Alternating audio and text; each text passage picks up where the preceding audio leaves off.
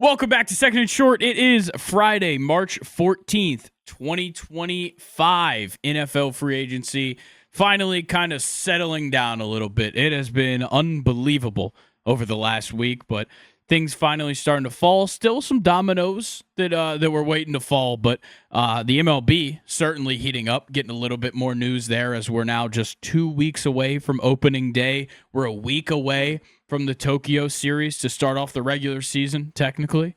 We got Dodgers Cubs in a week, which is just crazy to think about. Champions League round of 16 concluded. Quarterfinals are set. I absolutely love these quarterfinal matchups, I gotta say. Yeah. They look great, but there was certainly a fair share of controversy in the round of 16, particularly on one moment from Wednesday's matches, but we'll definitely talk about that. And the Premier League title is pretty well settled when you do the math. I did it earlier this week. Doesn't look good for anybody but Liverpool. But if you're somewhere from 3 to 12, good luck, because it looks like a mess. that table is a mess from 3 to 12. Luke, how you doing today? I'm good, man. Just hearing you say that we're 2 weeks away from baseball is amazing. And also, Crazy. I'm excited for the Tokyo series. I was just talking to some of my family members from Chicago that are Cubs fans, and I was telling them how excited I am for them for year 2 of Imanaga. Yeah. Very excited to see that. So, if you guys didn't see Monday's podcast episode, I had him, I believe, as my second favorite player in the NL Central to win Cy Young, obviously behind Skeens. Yeah.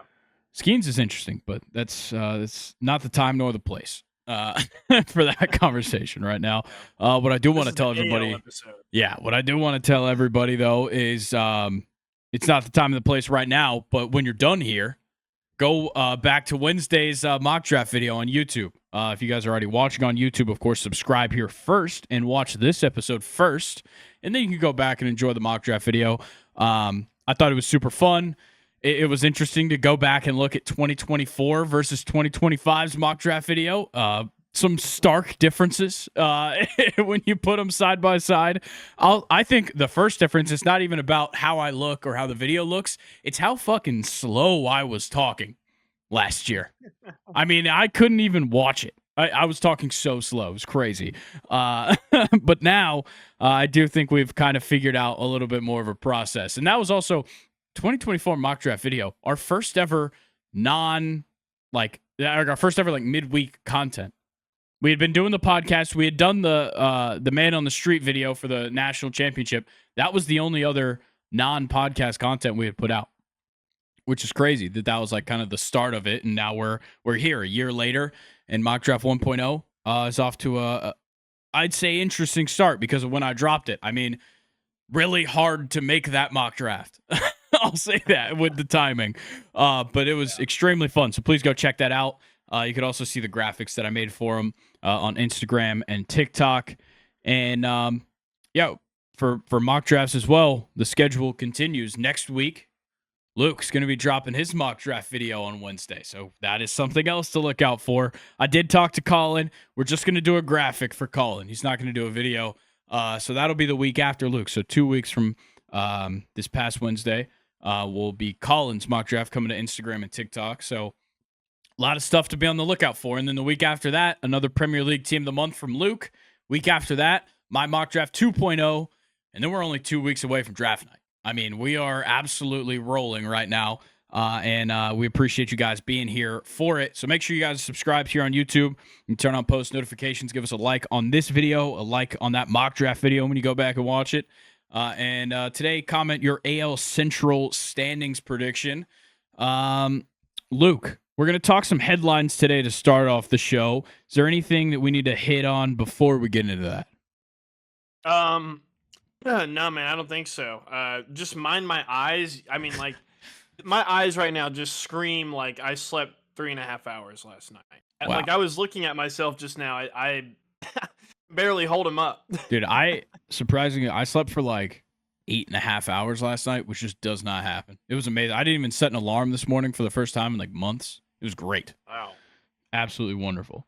But you, I think if I was in the studio with you, that light that you're looking at right now would just be melting my whole face. Honestly, I'm getting used to it. I've sat in front of this light a couple of times now. I'm getting used to it.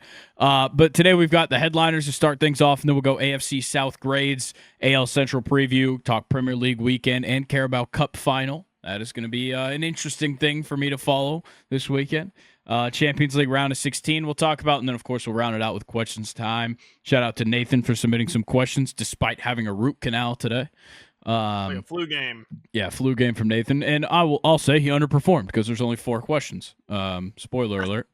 But with that being said, let's go ahead and get into the headliners from this week. I think typically we wouldn't, spend too much time on kind of the big headlines, but we don't, this is kind of all a little bit more scheduled content that we're doing this week, segmented content. So I felt like there was still some news we had to cover. And it starts with something we actually covered on Monday's episode, which we had Luke call, or we called Luke in, I guess. I would have said you called in, but I called you. When we got the news that Garrett Cole is going to get Tommy John and miss the season. Obviously, the initial reaction is, well, like, thank God we signed Max Fried. But like, what's the feeling? What's the temperature like? I think the Yankees ought to start looking for a new ace. Okay. Yeah, that's a fair assumption. And I think the door's open. Obviously, first, with free agency kind of already being over, I think we first kind of look for the door to be open for Max Fried to take that role, and then getting support behind him. But like, we loaded up on starting pitchers last offseason. Like, Stroman's going to get more opportunities. Outside of him, we have Carlos Rodon, who, he can be hot and cold. Same with Stroman. But I really like what Clark Schmidt's been doing. And it also really sucks. I feel like it's kind of overshadowed Luis Hill being hurt as well.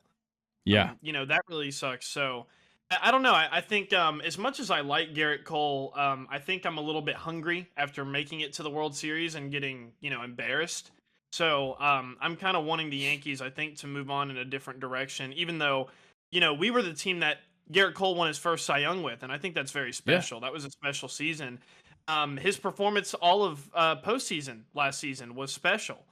But it's business, and we have a very good team that's ready to win right now. And we can't have a DeGrom. That's fair.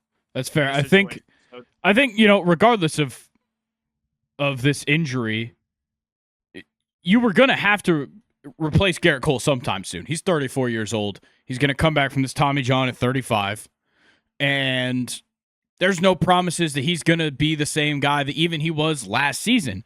And I think that goes for anybody, but especially a guy who's going to be 35 when they come back from the injury. That's super tough to deal with. So regardless, Cole was not long-term going to be the ace, but he was long-term going to be an important pitcher in this rotation, and he still will be.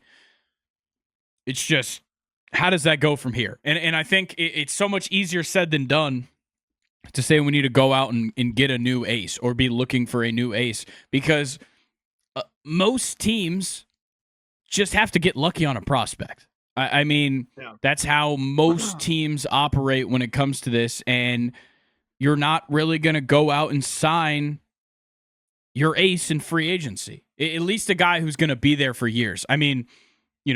I'm sure the Pirates are going to lose Paul Skeens sometime soon. He's a guy where, like, sure, your ace might come out of a trade or free agency, but like the Braves, Spencer Strider and Max Fried for that point. I guess we did trade for Max Fried in a Craig Kimbrell trade for with the Padres, but he came up through the system, got that job, became a starter, became the first in the rotation. Strider came up, did his thing, became first in the rotation. I guess technically he's not even the ace because Chris Sale's there, and that's another one where you sign him. But a lot of times it's going to come through the farm system, and that's just something that the Yankees haven't prioritized much, is farm system pitching. And now you're looking at it, and you're like, okay, we have a 30-year-old Max Fried, I think a 30-year-old Carlos Rodon as well, and then a 34-year-old Garrett Cole who's getting Tommy John. Like, your pitching rotation doesn't look good 3 years from now. That's the biggest problem that I think they're facing now. And overarching, I like the points you just made, but just to zoom out even further, I'm kind of at the point with baseball, and especially with pitchers, Grayson. You're tired of them getting And hurt? you can speak on. Yeah, exactly. Yeah. It's like to the point where someone needs to like really step in when these guys are teenagers and really like help them out. Like we need more, research on these elbows, more ways for pitchers to still pitch at peak performance, but also focusing on their recovery and, detecting damage, maybe earlier on. And you can speak on it much better than I can. And I know this conversation is kind of like Yeah. still an elephant in the room when you talk about the MLB, but it's bullshit. It's a non-contact part of the sport where you are guaranteed to not only have guys get hurt, but like guys that are like the best at that position Yeah. that are missing full seasons and not coming back the same. Yeah. And I don't know. I have an issue with that. I think I don't want to spend 25 minutes talking about this topic like I Easily could. could. Yes, but I think, especially in Garrett Cole's case, it's probably just that he's been pitching at the top of his game for some time now. We know how like things went when the substance ban happened for him and how that changed him and how he was playing. Guys like Tyler Glasnow got immediately injured, and some guys just slowly that injury caught up to them. And I think a big part of it was that they had to change the way they were pitching because of this substance change and because of this and that and whatever it is that changed. And I think Garrett Cole's just built up over time. I think it was also a big thing of being the ace in a rotation and being so relied on in the postseason and making a run that deep and making it to the World Series and constantly pitching over and over again. And then most likely he took maybe a month off and then got right back to it. I mean, these guys it's not like they just spend the whole offseason not throwing a baseball. Garrett Cole probably got right back in the lab and didn't think twice about the fact that he could have already been hurt. Or he could, and he just didn't realize it, and that's just something that happens because these guys are used to having to pitch through injuries. That's the culture. I mean, the every single guy that's made it to this level, whatever however good they are in the MLB, they could be the worst starter in the league next year. They have had to pitch through an injury because they felt like they owed it to their team or their coaches or themselves or whatever. And Garrett Cole probably did that 30 times last year, and he just didn't even think about it. Yeah. So, I think it's a normalized thing to pitch through injuries, but it's a hard thing to detect. I mean, everybody's elbow is going to hurt when they throw 100 pitches. So 5 days later, maybe you just forgot about it. I mean, that's just how it is. Yeah. Let's talk about a guy who surprisingly isn't hurt, and on the opposite end of the age spectrum that we were just talking about. Bobby Witt Jr. took a 96-mile-per-hour fastball off the wrist, and everybody was like, oh, it's for sure broken. He does avoid getting a fracture. Scans came back good. He's fine. He's going to be day-to-day for a little bit. But that's great news. I mean, for the Royals, who we're about to talk about in our AL Central preview, but really for the league. I mean, Bobby Witt Jr. is kind of a future face of the league, is at least how it's trending. It's nice to see him. It's nice that he's going to play. I mean, that's the best part. And at least it happened now. I mean, it would have sucked if the season started and he took 96 off the wrist. Yeah. Next thing, these Fanatics hats. I mean, the Rangers won, obviously, the centerpiece of the controversy, but the Angels won just as bad.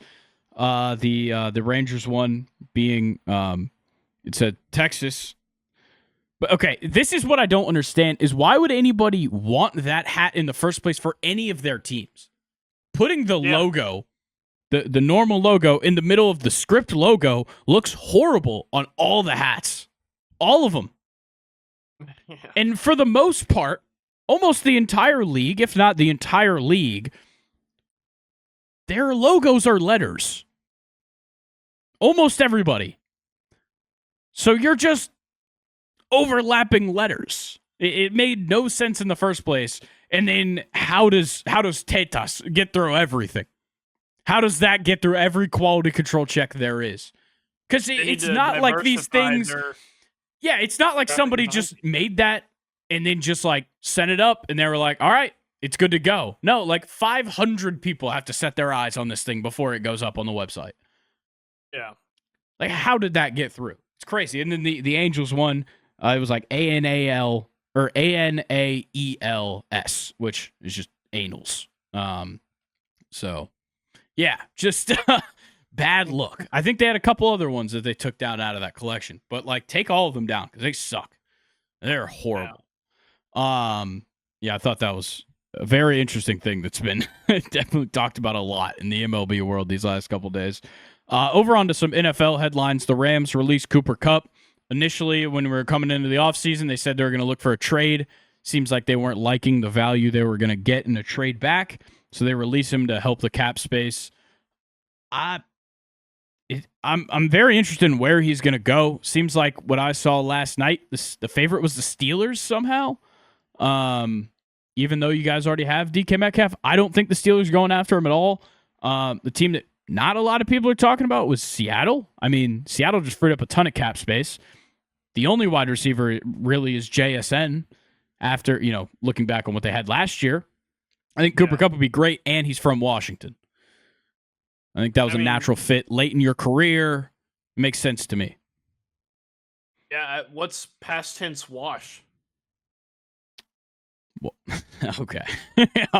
That's about how I feel about Cooper Kupp. That's fair. Yeah, I don't know. I think, and you've admitted to this as well. The injuries were kind of catching up to him. He had a steep decline. It felt like he won the Triple Crown and then just jumped off of a cliff in a video game. And it's been a sad decline to watch because he's very entertaining when he's playing peak performance. But I just think he's going to be one of those free agents that ends up signing somewhere for like a decent amount of money and just not really performing that well. But on the other side, and you guys already covered this on Monday's episode, Devontae Adams and Puka Nacua that's going to be fun. Is going to be really fun. Very fun. Very fun. Yeah. What about the Bills signing Joey Bosa to a 1-year deal? That's another guy that I'm not that hyped on. But I'm not high on him, but I think he fits well. And I mean, yeah, that's a team where he can be successful. For sure. I mean, Greg Rousseau, Joey Bosa. I think they still have Ed Oliver too. That's going to be a mean defensive line. And I don't know. Do you think it's kind of like the Chiefs, kind of coming up with this blueprint of, and maybe even the Rams too, of just kind of like loading D line? I feel like we haven't really seen that before, like we have in recent years. I mean, everybody knows, like, if you want your edge rushers to be successful, you build out the interior, and if you want your interior guys, to be successful, you build out the edge. But, like, yeah, I agree with you. I think we haven't really seen, like, almost like super team-esque defensive lines like we are now. That's for sure. Yeah. Yeah, I think Bosa's just gonna do his thing. I mean, he'll probably get like 8 sacks. Which is solid. I mean, that's fine. Yeah. What about the Ravens signing DeAndre Hopkins? 1 year, $5 million makes it seem like things are kind of over for D Hop. And I was talking to Colin about this one last night at dinner. How much does this really do? Like, he was like, oh, well, it gives Lamar another weapon. Well, DeAndre Hopkins gave Patrick Mahomes another weapon. He used him in one game. I mean, that one Buccaneers game was the only time we really saw Patrick Mahomes use him at all. Pretty awesome game, though. It was a pretty awesome game. I don't know. I mean, do you think things change that, now D-Hop has an entire summer and a whole offseason with the team that he's going to, be a part of instead of getting traded midseason? Who knows? That's a fair take.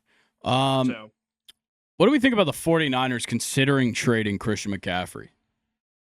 I actually like it. I think they're getting rid of someone who is only going to get worse. Okay. Yeah, I think that's fair. And I mean, he's coming back from a tough injury as well. I think my biggest thing is if you pull the trigger on McCaffrey, this is a reset. Yeah. I mean, like that makes everything pretty clear. Like you let Hufanga walk in free agency, Javarius Ward,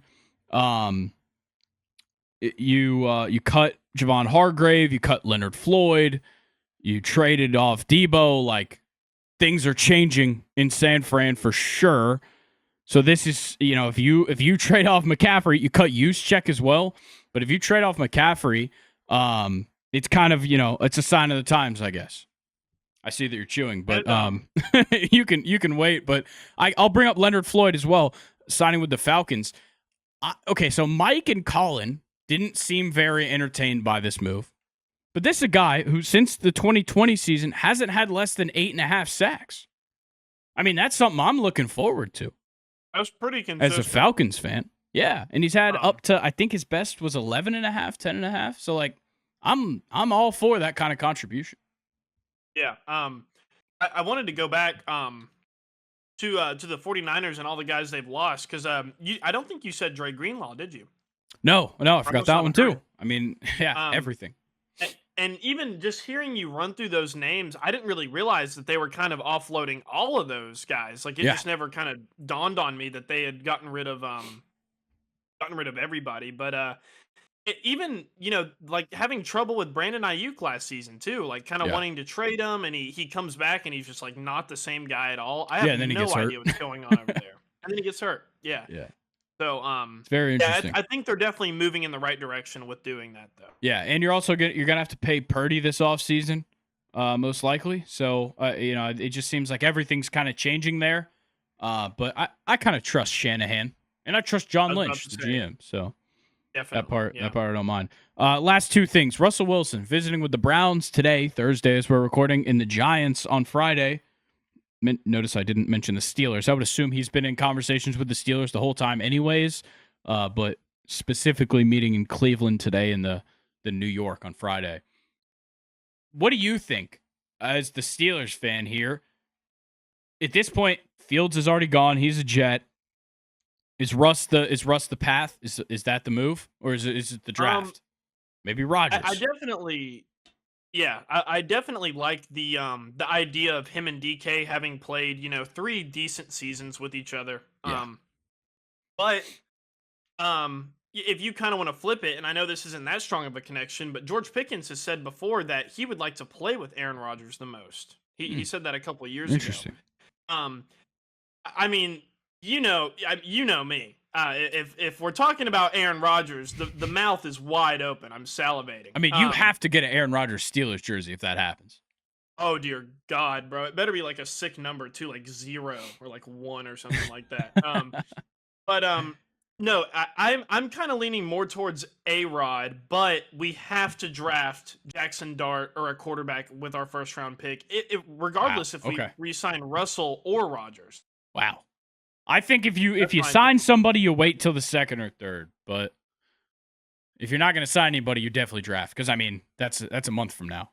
A month and a half, really, till the draft. Okay, then I pose this question to you. Do you not think the Steelers are going to re-sign Russ or Rodgers? Because you have them taking Dart in the first round. No, I don't think they will. Wow. Yeah. I think the Browns are definitely not signing a quarterback. Though they are meeting with guys. I mean, why would you pass up on Cam Ward at 2nd overall? I don't see that making much sense. But like the Giants, they definitely need a quarterback. That one's got to happen. But also, they might draft Shador, which I have in my mock draft. But I also made my mock draft kind of operating off the assumption of like, the guys that haven't signed, I don't know where they're going. I'm not making those decisions for my mock draft. So we'll just have to see. I think in a likely scenario, Russell Wilson and Aaron Rodgers probably aren't starters in the NFL next year. I'll be honest. Wow. I think that's definitely a potential scenario that I could see happening. Yeah, I mean, I don't disagree, but like, in all seriousness, the two of them did not have bad years. No, not at all.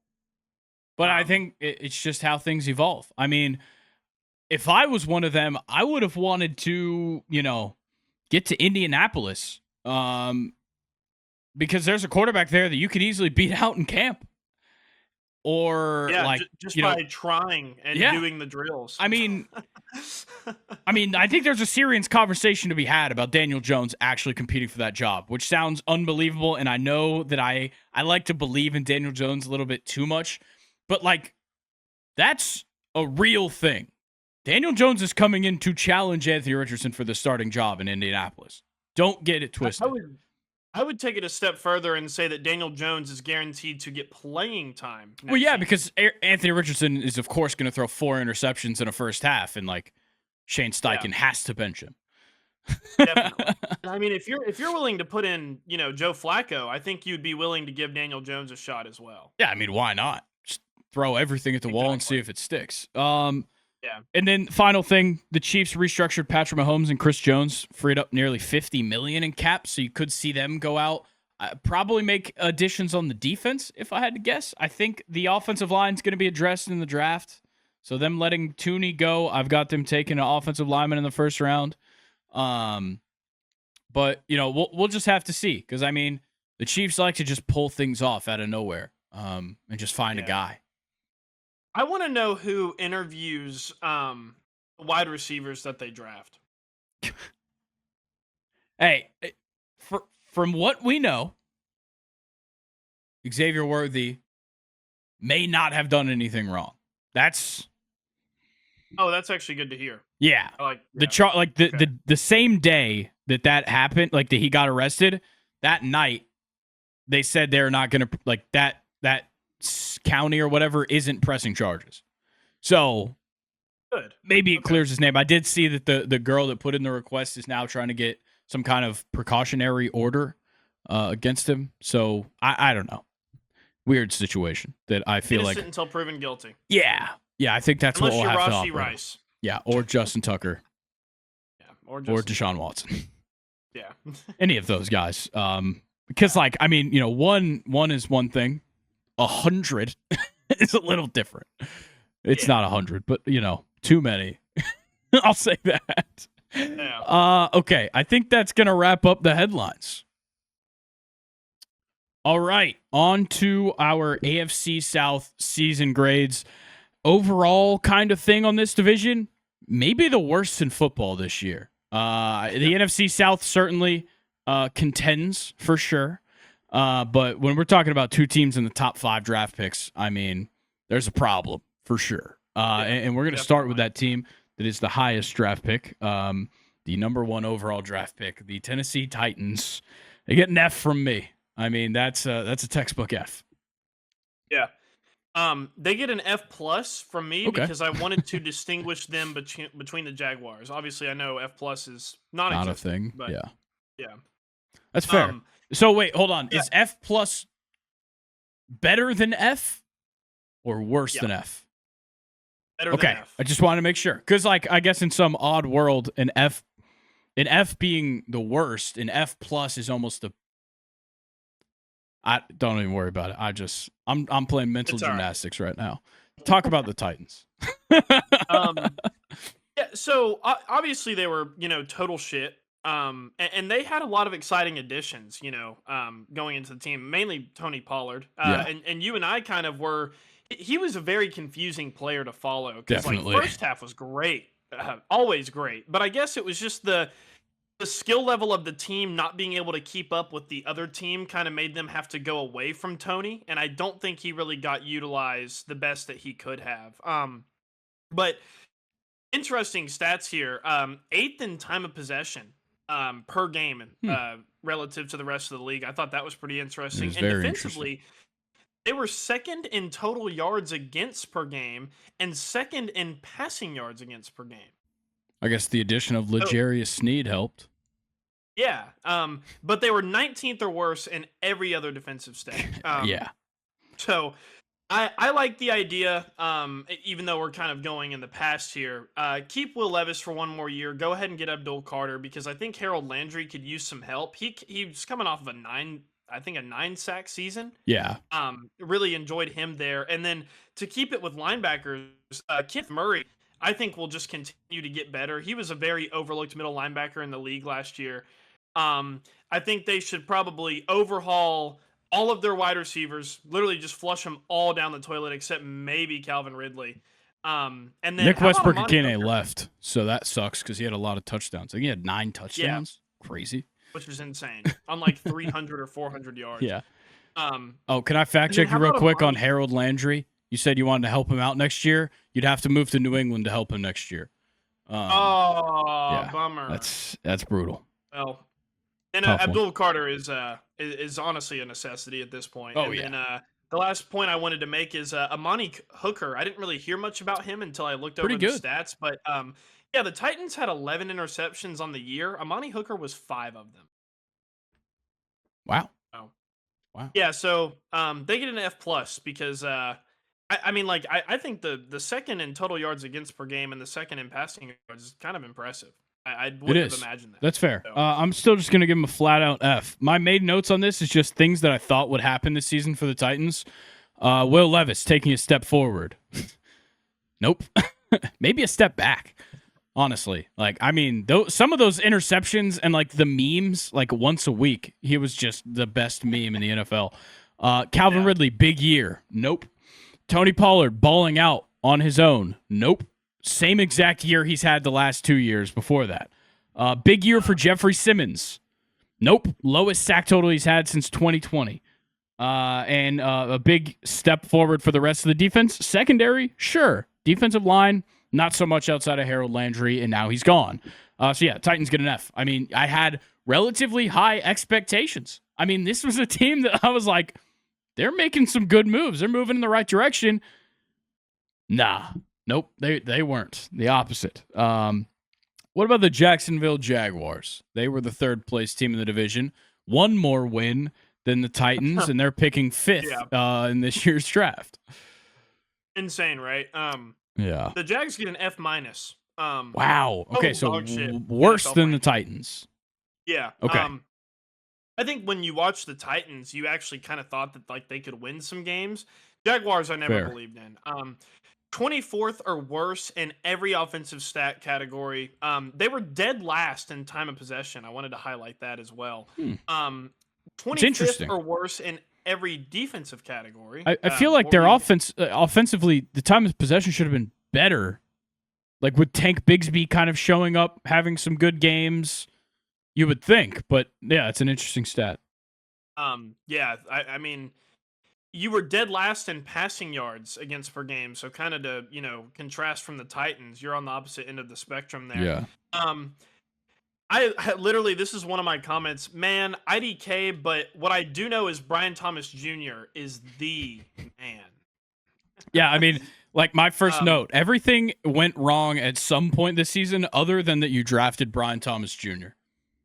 Yeah, I literally think the only 2 other players that you can highlight on this entire team is Trayvon Walker, 10.5 sacks. Yep. And Devin Lloyd was tackle leader and tied for interception leader, but he only had 1 interception. He still had a good season, I thought. I mean, Josh Hines-Allen had 8.5, which isn't bad. I mean, he's getting doubled.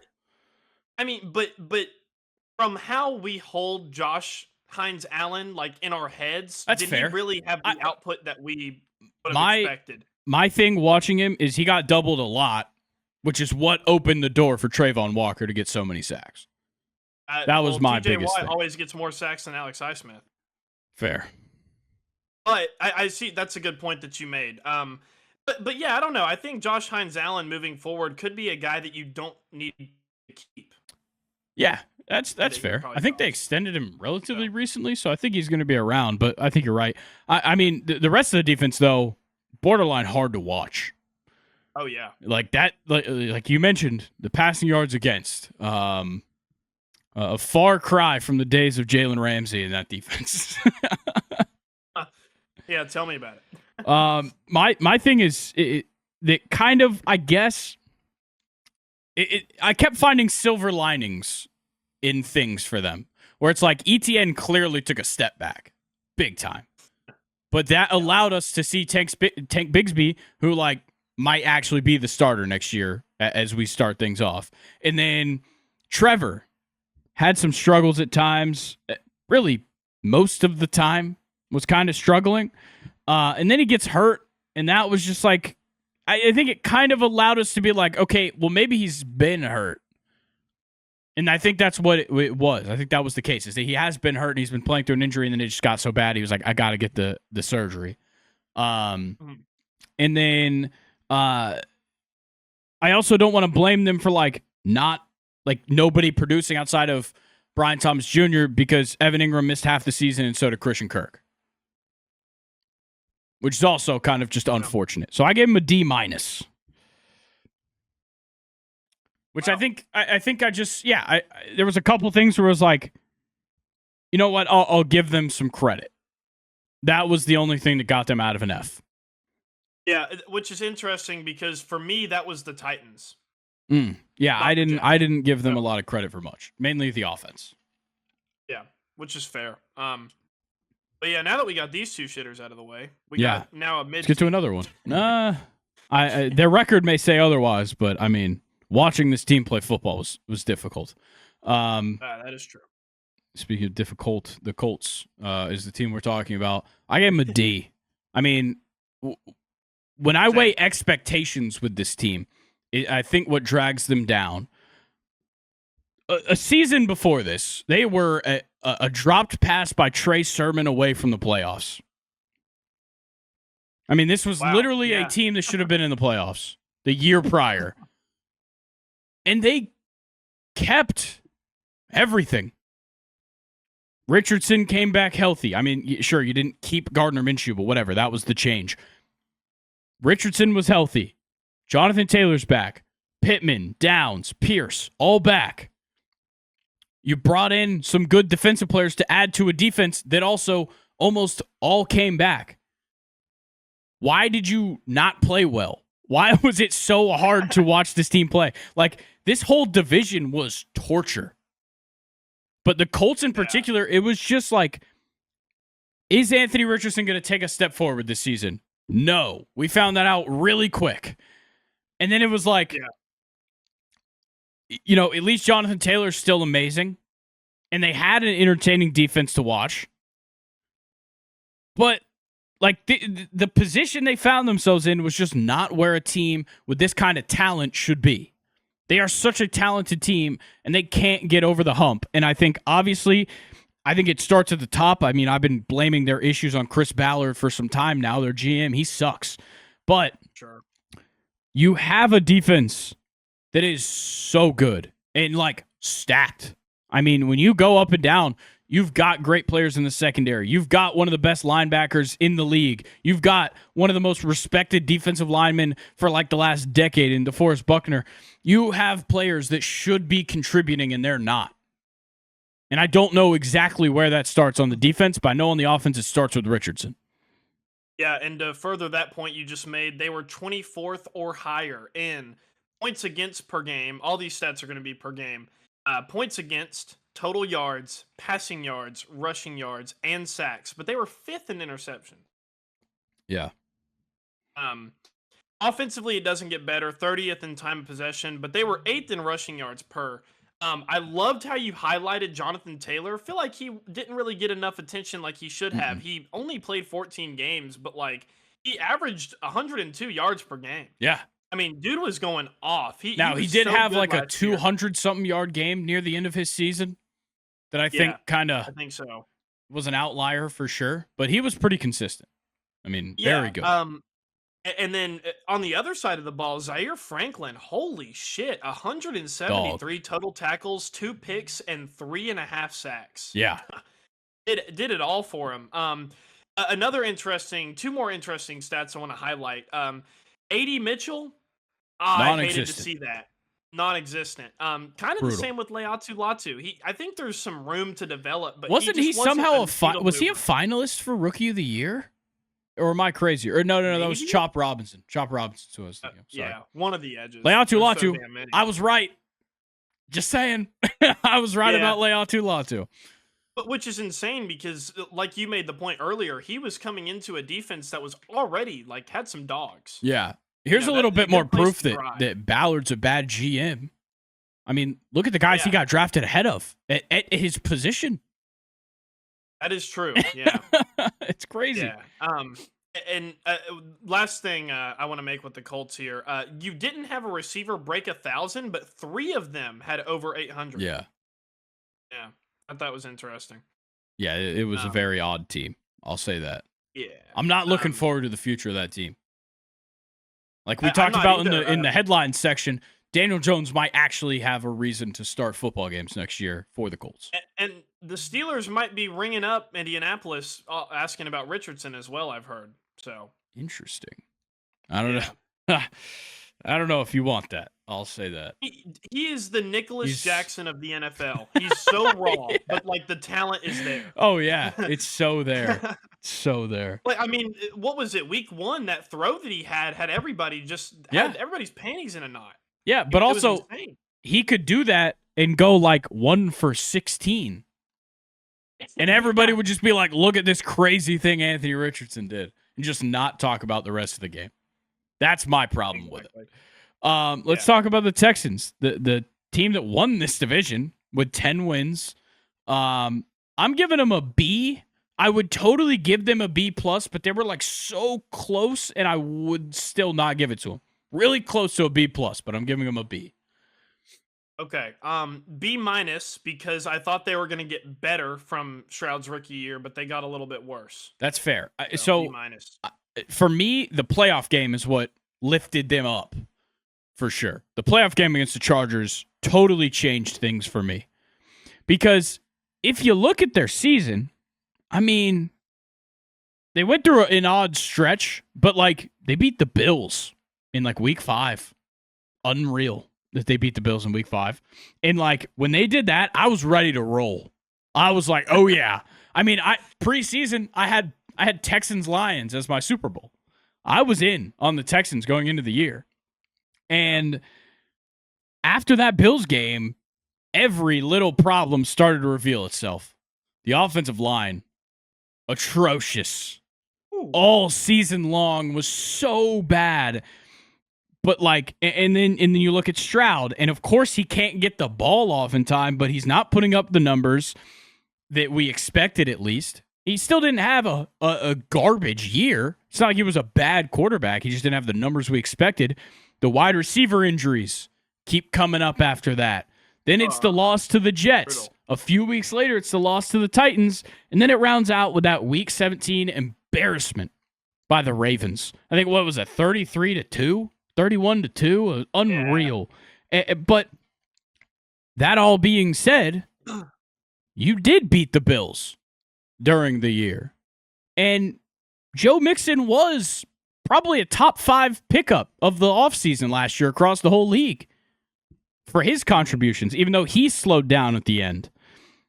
You had Danielle Hunter was probably also a top 5 free agency pickup from last year, and putting him alongside Will Anderson might have been the best move that like any GM has made in years.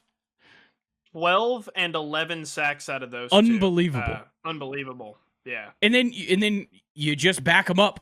Derek Stingley quickly become one of the best at his position. Kamari Lassiter, a perfect compliment to him and how he played. Yeah. Kamari Lassiter was so good.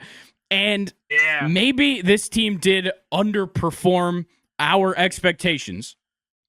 But when you look at what they did this year and you look across this division, who's to say they're not going to win it the next 10 years? Like, this is the kind of team that we have on our hands. I mean, this division can be like that when you have ridiculous ownership like Jim Irsay in Indianapolis, and you have just a losing culture in Tennessee that just continues because you made like 2 bad decisions ever. And then, like, I don't even know what to think about the Jaguars year to year. They've never been good. They never will be. I mean, that's just tell me a time where I should have believed in the Jaguars, and I'll believe in them. There isn't one. There is not a single time where I ever thought I should believe in the Jaguars. Even in the AFC Championship game in 2018, it was Bortles versus Brady. I mean, come on. Exactly. Damn, you getting fired up about the Texans makes me fired up about the Texans. I'm fired. I think they're good, man. Here. Just you can't shit on them for taking a step back when you take that step back and look at them and you realize, oh wait, last year nobody knew what to expect. Rookie quarterback, first year head coach, like all these different things lined up to be difficult to read. Then everybody gets the scouting report and they still won 10 games and they dominated a team that was really good. in the playoffs. I mean, that's a big deal. Yeah. I think I could go into like their stats and where they ranked, but I think where I want to start is Stroud in 2023 versus 2024. I kind of broke it down in my notes here. In 2023, he had a 63.9 completion rating. 2024, it was 63.2, just like a tad less in 2024. In 2023, he had 4,108 yards on the year. This past year, he played 3 more games and was 3,727. Yeah. There. But that's also wide receiver injuries is like the biggest thing. And offensive line as well. And again, yards per game in 2023, it was 273.9. Dropped all the way down to 219.2. And then the interception touchdown ratio is actually a little bit ridiculous. That in one 2023, it was 23 touchdowns to 5 picks. This past season, it was 20 touchdowns to 12 picks. Yeah. Yeah. And I think, once again, almost all that stuff comes down to offensive line struggles were the biggest problem. I mean, that's going to cause interceptions at all times. And I can back that up as well. In 2023, he was sacked 38 times compared to 52 last season. Crazy. And honestly, the fact that he stayed healthy the entirety of last year is a pretty big feat for a young quarterback like him as well. But, that's kind of to get away from the negatives. The positives, though, there's a lot of positives here. Second in interceptions, 4th in sacks, 11th in rushing yards against. They were 6th in passing yards against per game and 6th in total yards against per game. You had 2 guys get 5 interceptions, Kalen Bullock and Derek Stingley Jr.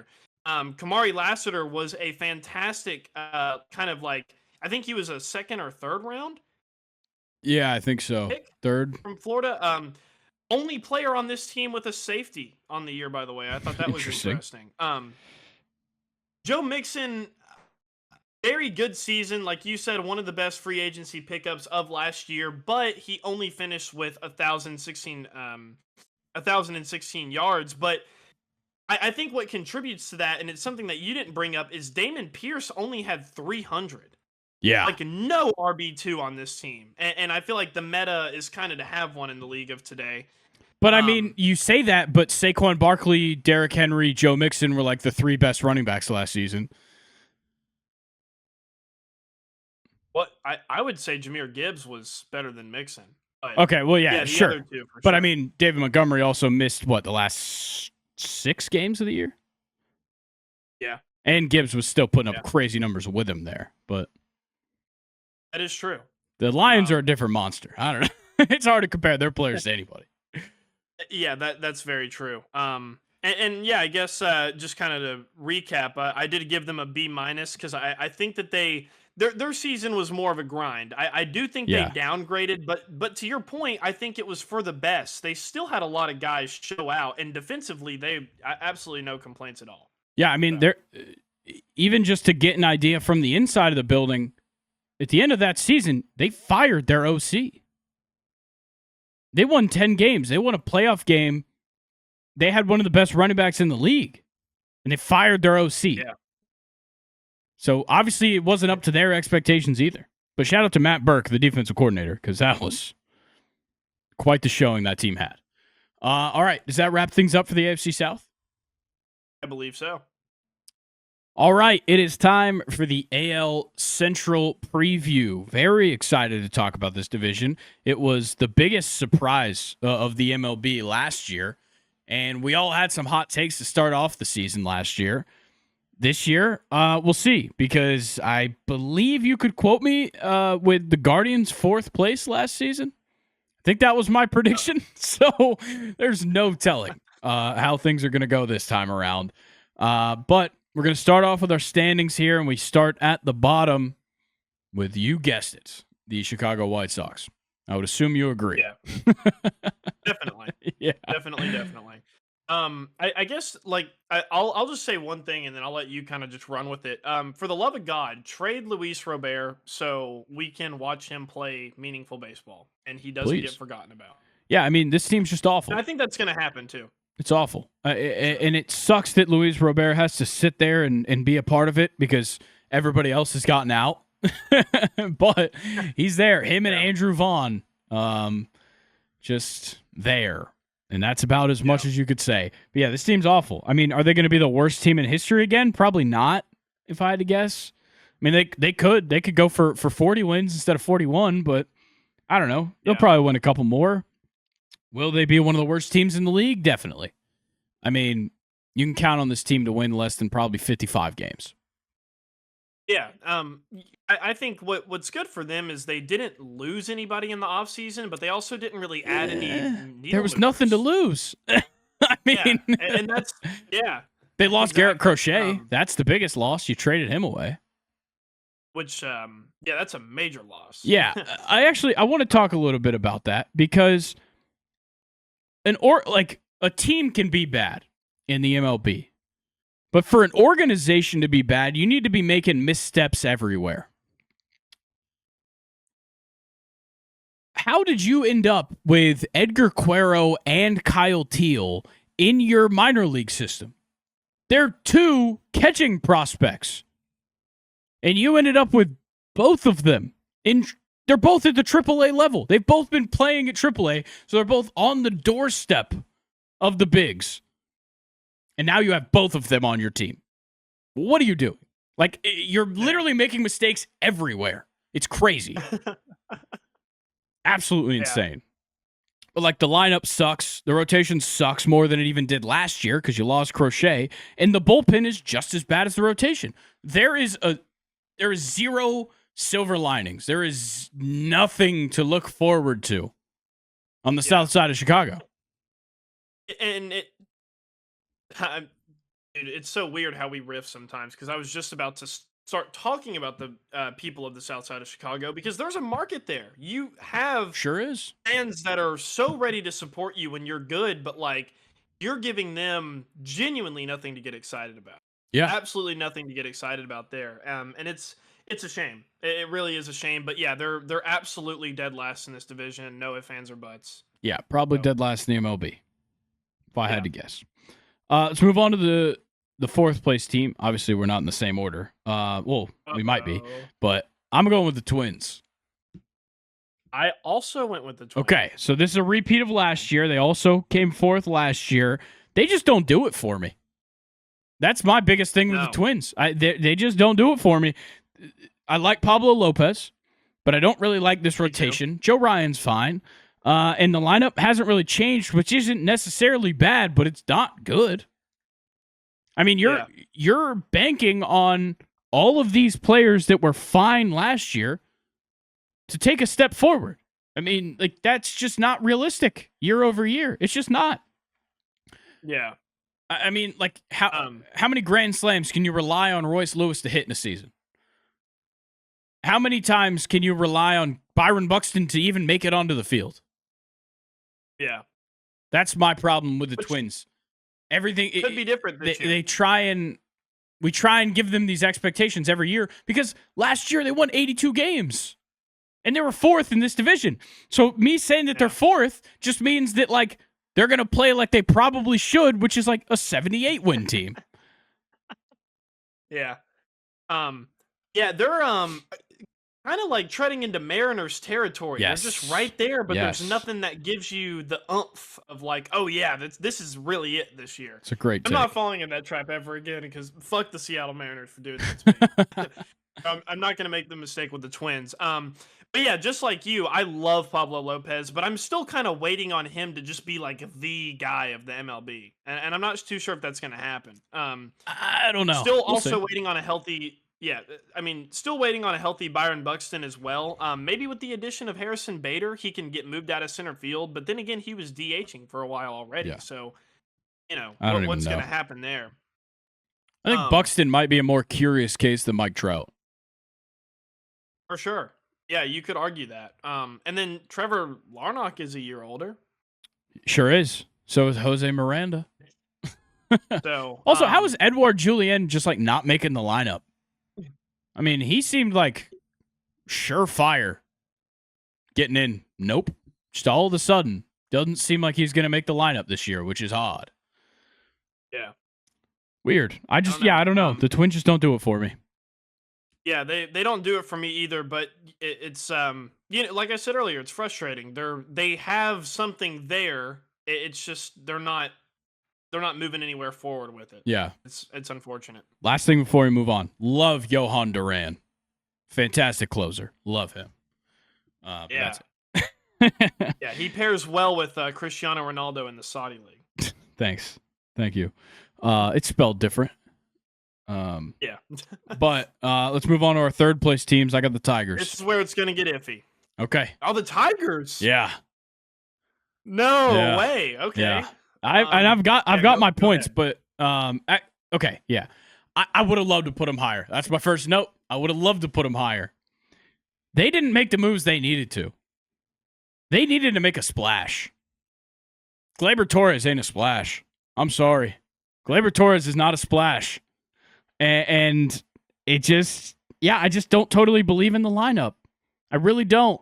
The pitching staff's certainly heading in the right direction. That's the silver lining here for the Tigers. But also, third place in this division once again. Last year was 86 wins. If you look at that depth chart and you look at that pitching rotation, you'd probably say that team wins somewhere in the mid-80s. So third place makes sense if we're looking at last year. And I just don't think they really took the step forward they could have if they got a Bregman, if they got one of the top pitchers in free agency. Instead, they just brought back Jack Flaherty. Like, not much really changed. You're just kind of banking on steps forward by the young guys and hoping that more young guys come up and help. That's all you got. I want you to imagine what I imagined. What if Jackson Jobe is Paul Skeens 2.0? He might be. He's still rookie eligible, and I'll just give a sneak preview. He is one of my Rookie of the Year candidates, so I'll talk more in depth about him then. Same. Okay, my third place team originally had this team first, and then they were second, and now they're third. It is the Royals. Whoa. Yeah. Okay. All right. So let me hear it. A lot of positives though. I think Cole Reagans is set up to have like a monster season. I'm just feeling it. Young guy. He was okay last year. I think he'll make a huge jump. Outside of him, I think it's just okay as far as their starting rotation goes. I really liked how, for a team that struggled with on-base percentage last year, they brought in Jonathan India, who probably is going to be leadoff. Defensively, he's also a second baseman, outfielder. I think that's going to help out the team a lot too. And Bobby Witt could be your AL MVP. Yeah. I think outside of those guys that I just mentioned, they didn't do enough to kind of make an overall good lineup there. Okay. So I think the Royals are going to come in third. That's fair. I'll state my piece when the time comes. My second place team is the Guardians. So we've got the same second place team, I would assume. Yes. Okay. Wow. So you have the Tigers winning. I didn't even think about that. Yes. I said I misspoke. But okay. We both have the Guardians a second. Interesting. Now I'm really questioning some things. I want to believe in the Guardians. I'll skip past the part where you clearly just have the Tigers first. The Guardians, I want to believe in them. And I'm not really sure why I can't necessarily. I mean, they won 92 games last year. But I think it's that last season I was so wrong about them that I almost still can't believe in them. Which almost sounds ass backwards. But like, I don't even know what to think about the Cleveland Guardians. I really don't. Biggest thing, just to get into the facts, this rotation is hot ass. So bad. Like, actually so bad. Like, Tanner Bibby's awesome. I think he's like a genuine Cy Young candidate if he continues on the path he's on. Gavin Williams at 2 in the rotation is egregious. I pulled the stats on Gavin Williams because when I saw his name second in the rotation, I was like, am I losing my mind? He was 3-10. 3-10 last season. On a 92-win team, he's 3-10 in his 16 starts. That means he was credited as the losing pitcher in 15% of their losses last year. Wow. That's insane. And he only started 16 times. It's crazy to get 13 decisions in 16 outings anyways. let alone lose 10 of them. Yeah. He's genuine Can I say garbage. something How is he second? That's been a common theme for me. He got a year older. He's a young dude. Sure. Okay. The lineup's great. Same with Tristan McKenzie. Yeah, Tristan McKenzie sure got a year older. I don't know if that makes him better. Because as he's gotten older, he's gotten worse. Sorry. Yeah. But No, he has. yeah. Still love the lineup though. J Ram, Stephen Kwan, Lane Thomas. My biggest thing is I don't know if they can win 92 games again. That's where I'm at.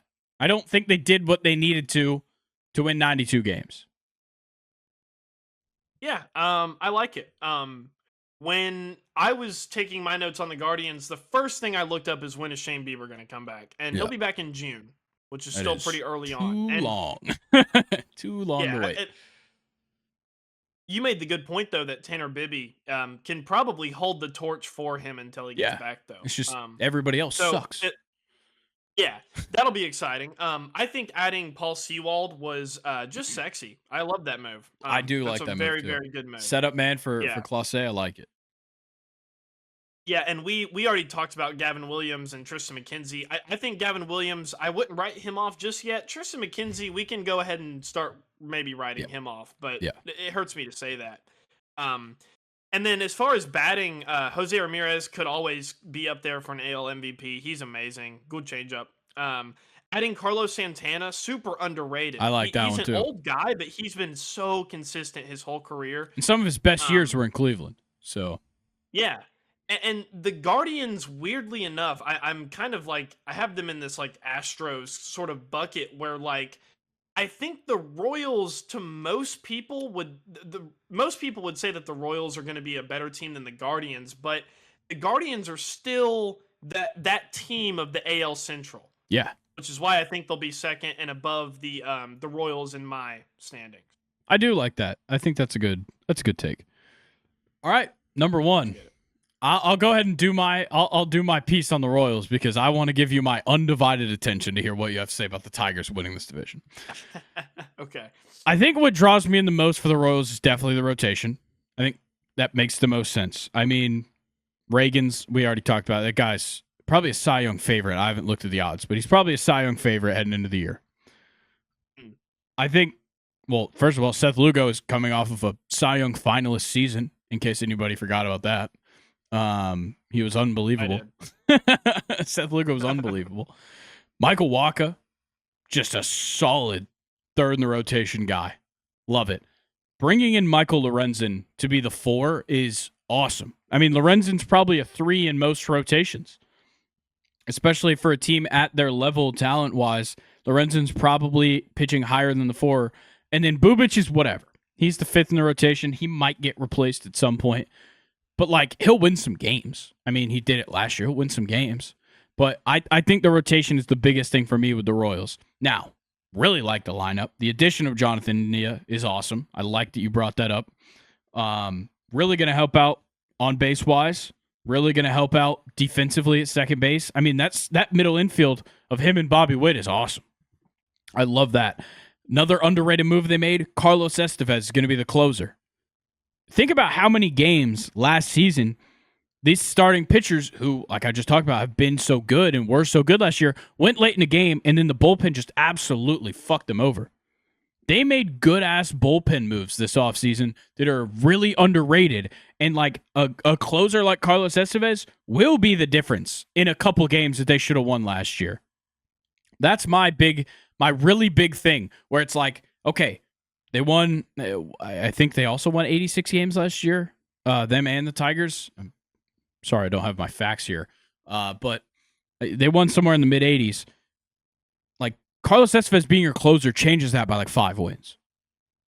Like, seriously, when you look at how bad their bullpen was last year, that is so big for me. I'm really looking at the Pasquatch, Vinny Pasquantino. I think he takes another step forward this year. I think last year he was a bit underrated. I had higher expectations than what we saw because we didn't see the power. I think he only had like 14 home runs, but he had like 97 RBIs sneakily that people didn't talk about. 97 RBIs and like 130 is not bad.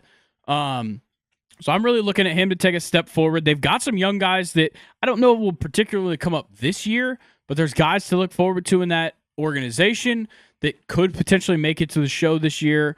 And I think the outfield is just three guys that are so underrated, but also don't have to bat high in the lineup. I think that's so helpful for them. Their big names are going to take up the top of the lineup, and the rest of the team is just a bunch of underrated guys. And I think that's why I have the Royals winning. It's just that I have a belief at multiple points in this lineup. I love the rotation pretty much all 5 days. I mean, all 5 days you're going through that rotation. I kind of like it. And the biggest thing is Carlos Estevez being the closer. Okay, yeah. I feel like an idiot. Not realizing that Seth Lugo was Cy Young. I totally forgot about that. He was what, third? I think so. Well, all right. Now to finish off with me, I have the Tigers winning the division. I actually really like Jack Flaherty going back to a rotation that had Tarik Skubal in it. Like I said, we don't know what Jackson Jobe can do. You know, he would probably be like their third guy, third or fourth guy. And if he's anything like Paul Skeens are just decent, I think that's going to be very beneficial to this Tigers team. And then Reese Olson is another young guy in that rotation as well. I don't mind him at all. And then you added Tommy Kangley and Alex Cobb, I believe, to the bullpen. That's not going to hurt you at all. No. So I feel like pitching you really improved. Obviously, Yankees fan talking here. I like that they added Glaber. I think he'll be fine offensively. And then I also like Kerry Carpenter a lot, too. Yeah, he's good. So I think overall, the Tigers are probably going to win the division.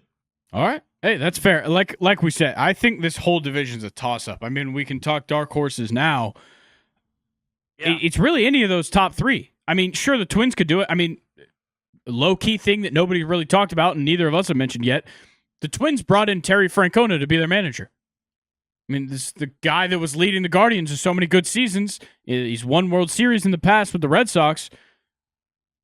Now he's the Twins manager. Maybe that wins them some games. Like that's a real thing that can happen. Yeah. But if I had to choose one dark horse, it's obviously the Guardians. I mean, last year they won 92 games. If they do it again, they probably win this division again.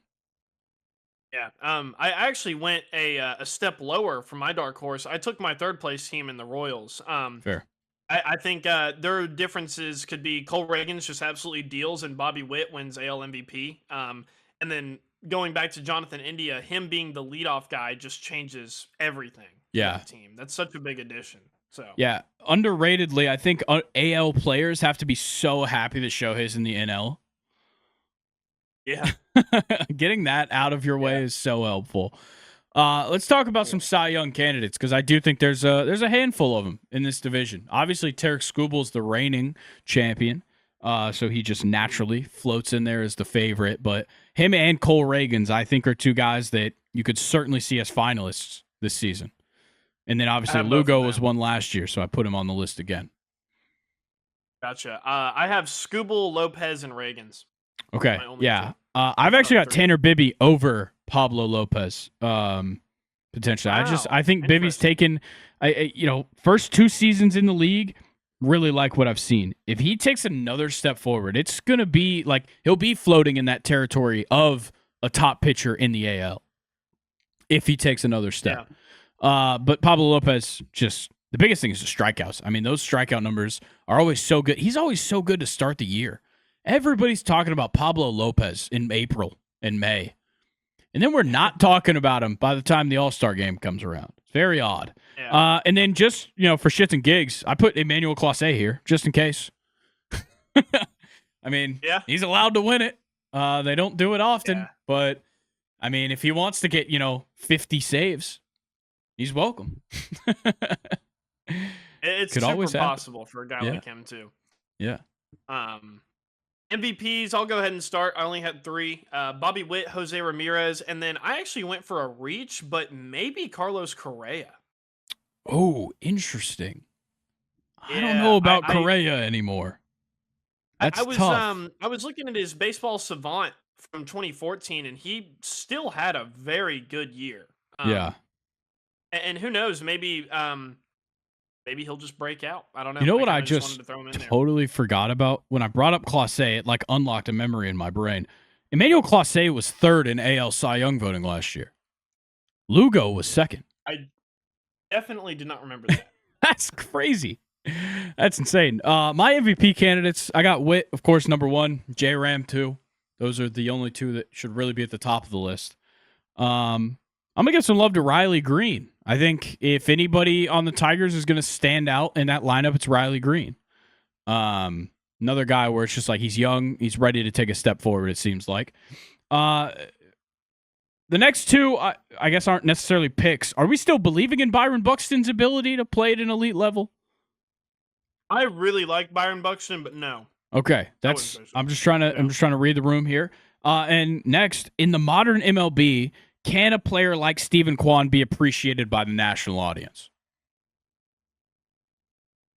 Probably not. That's what I'm saying. Like, it sucks because if we're talking about purely baseball skill and like watching a guy play the game, Stephen Kwan's probably third best offensive player in this division. I like it. Behind Bobby Witt and J-Ram.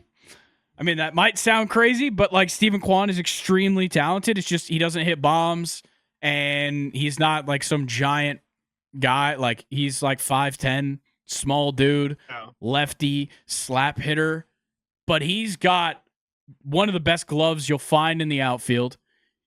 Luis Arias is the only guy who could touch him contact-wise. Like, Stephen Kwan's a special player, but he'll never get the same love as a guy that plays this position that hits like, 250, but hits 35 bombs.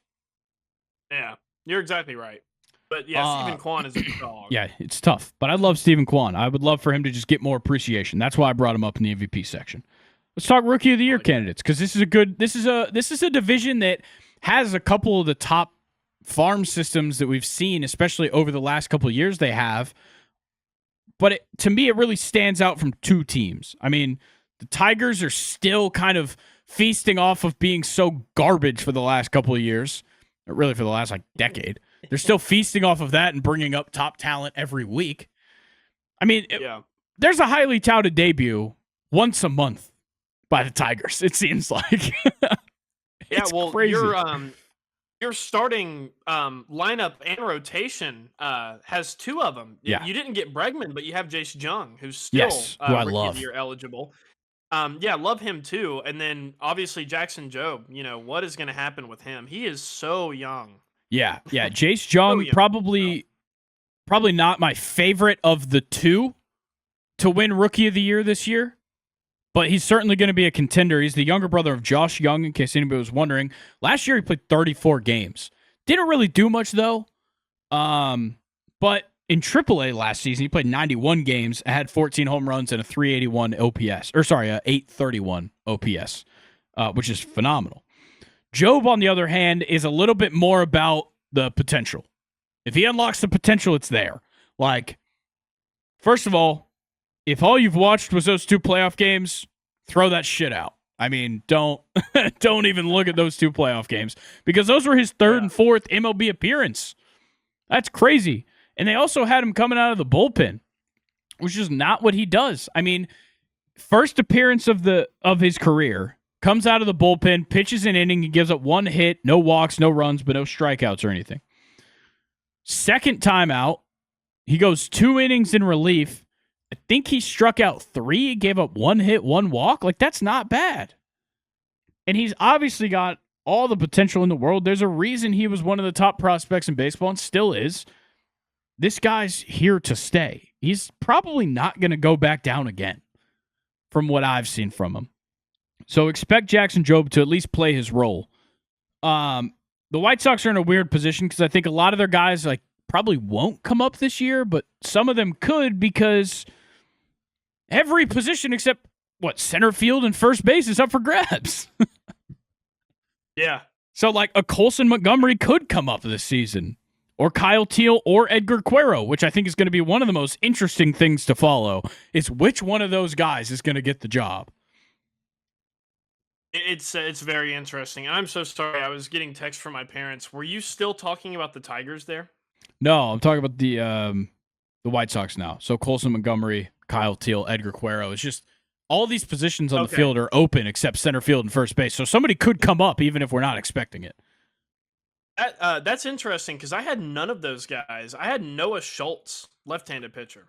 Not a bad take He's at the all. only guy that I had. He could definitely be there. I mean, Colson Montgomery's a long shot. Teal or Cuero could get up, and if they do, they'll probably make an impact. Yeah. I'm not sure why your camera's out of focus, but oh, wait, we run into this. Oh, there we go. There we go. I'm thinking, I want to talk about the Royals here because I love this guy. The only guy that I have for the Royals is first baseman Jack Caglione. Yeah, probably not going to make it up this year, but he would be awesome. No, that's why I put maybe beside him. But he just hits baseballs really fucking hard. Yeah, like super super hard. And then since that one was so short, I'll go ahead and move on to the Twins. I'm thinking if Buxton goes down and it might shake up the outfield, maybe we'll see Walker Jennings, which would be pretty cool. Yeah, I didn't even think about him coming up. That's fair. Yeah, he's the only one I have for the Twins. Yeah, I don't have anybody for those two.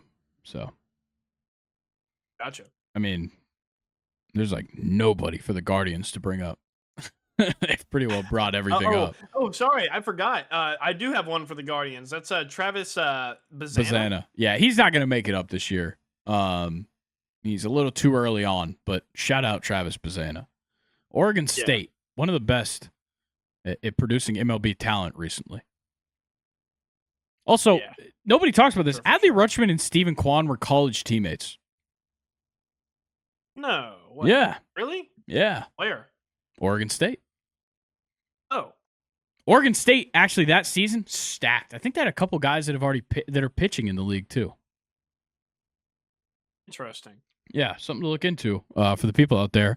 Anything else for us to touch on? I guess overarching thoughts here for the AL Central. What are we thinking? Like, I know, obviously, the White Sox are going to be a laughing stock, but what do we think? Like, how is the race going to look? Is it going to be as tight as last year? It feels like it is.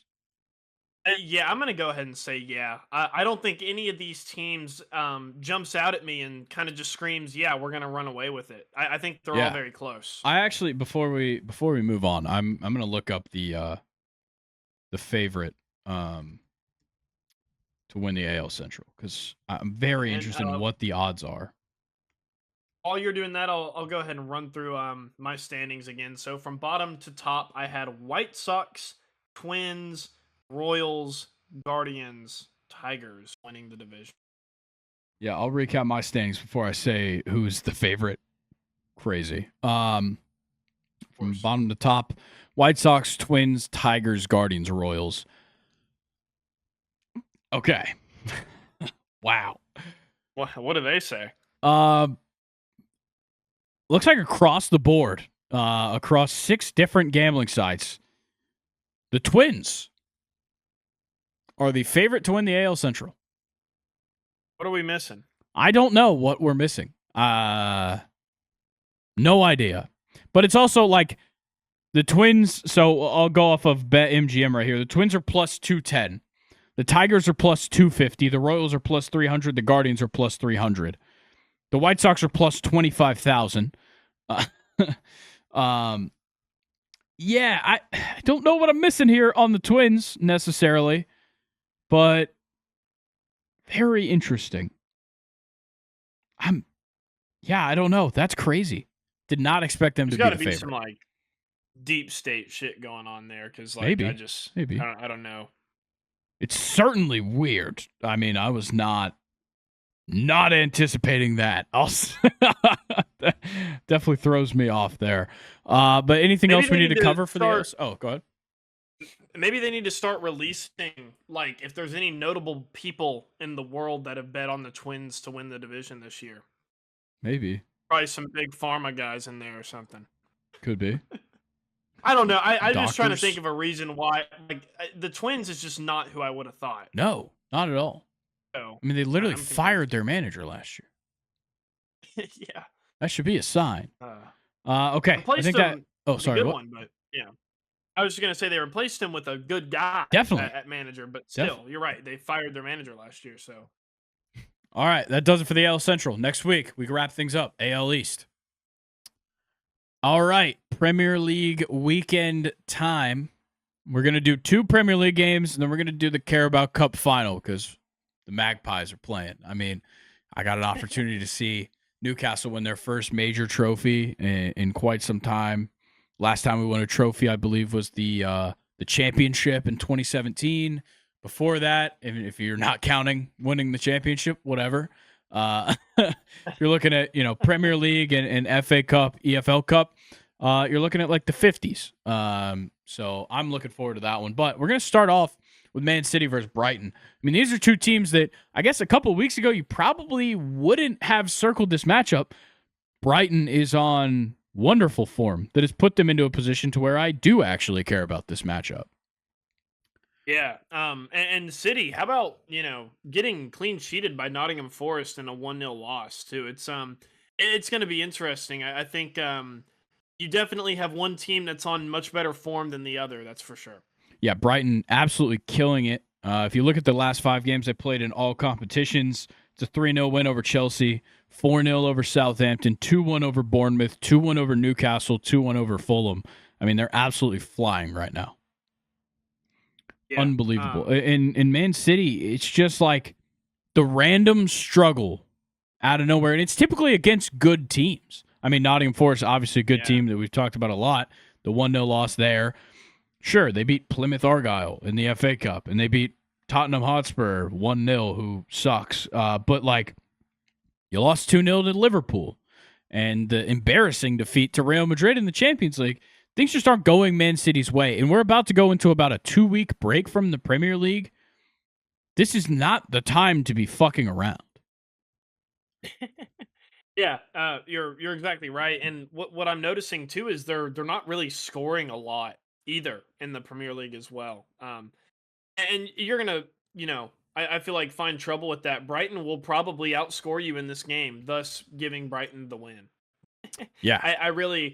I love the form that Brighton's on right now, and I think Manchester City are gonna hit another brick wall. Yeah, I mean, if you look at the last 5s, Manchester City have scored 5 goals in their last 5 matches. That's unreal. That's just not what this team should be doing. And on the other hand, Brighton, 13 goals in their last 5. They've won their last 6 matches. I have to feed the hot hand here. I'm going to go 2-1 Brighton. Yeah, I'm going to match you on that. 2-1 Brighton. Speaking of our score prediction, we never keep track of our score predictions here, but Luke got one perfect last week, and we have to shout that out. Oh, the Nottingham Forest and City game? Nottingham Forest City. What a call. Got to give you some love on that one. Okay, on to Sunday. Big one for you. Big one for you. Chelsea and Arsenal. Arsenal and Chelsea. It is a Arsenal home match at the Emirates, but 9:30 on Sunday. What are the thoughts heading into it? The thoughts are we've won our last 2 games in the Premier League, which has been nice. For Chelsea fans, that's kind of we haven't really been blessed with that since really before the new year. Yeah. So getting 2 in a row is nice, but when you look back and you realize that last game was only won by a 63rd minute Cucurella, just wild, like long shot, like it never even left the ground. It just he just blasted it from the top of the 18 and it just rolled along the ground in the goal against Leicester City. And that being the only goal of the entire game. It's really ugly. And we started the season and Nicholas Jackson was looking a lot less raw than he was last year, but I think we've just kind of slipped back into it. Yeah. And what's really contributed to it, and we haven't really mentioned it a lot on the podcast. I think it's been a minute before we've covered a Chelsea game, but Cole Palmer is literally cold. Oh yeah, freezing cold right now. Freezing. He actually missed a penalty in the Leicester game, which is so unlike him. And he hadn't scored in like a while. And if you've been watching my Premier League Team of the Months, he hasn't made a team in a while because he just simply doesn't deserve to. Yeah. So Chelsea really need him to turn it around if we're going to get a good result, especially against a team like Arsenal, who are much better than us this season. So Yeah. I don't know. We'll see. Arsenal's on weird form though right now. I mean, in the Premier League, their last 3, you've got a loss to West Ham a couple weeks ago. You got the 0-0 draw with Nottingham, which isn't, I guess, a bad defeat, especially a midweek match coming off the loss to West Ham. But you get that 0-0 draw and then a 1-1 draw with Man United. That's not the kind of results you're looking for right now. And sure, you know, kind of throw this draw with PSV in the Champions League out the window. I mean, go look at that squad. We'll talk about it in the Champions League portion, but like, go look at that squad and tell me why Arsenal drew 2-2. When you're up by 6 on aggregate going into leg 2 and it's at home, you can kind of just mail it in. But like the Premier League performances don't look great these last couple of weeks, and they've got to figure it out because, sure, okay, I got to pull up our text because I did the calculations here. With Liverpool, like Arsenal pretty well out of reach. Arsenal's at 55 points right now. Liverpool's at 70. Liverpool's next 5. So I gotta find this text I sent you. Yeah, Liverpool's next 5 matches are Everton, Fulham, West Ham, Leicester, and Tottenham. So at the worst, you're probably getting 10 points there, which puts them at 80 points with 4 matches still to play. Arsenal has to win all of their remaining matches. Their last 10 matches of the year, they have to win to get to 85. And one of them is against Liverpool in the last couple weeks of the season. So it's pretty well done and dusted for Liverpool. But Arsenal, if they keep playing bad, if Arsenal keeps playing bad, Nottingham Forest might catch them. They're only 4 points ahead of them. Yeah, sorry to interrupt you there. I wanted to make a good point that Arsenal, they've only lost 3 games this season, but 10 draws is kind of brutal when you're second place. Really bad. Because that's the deficit right there. Oh, yeah. You would almost want some of those draws to be losses and have a lot of wins there as well, too, you know, instead of just having all 1-point games.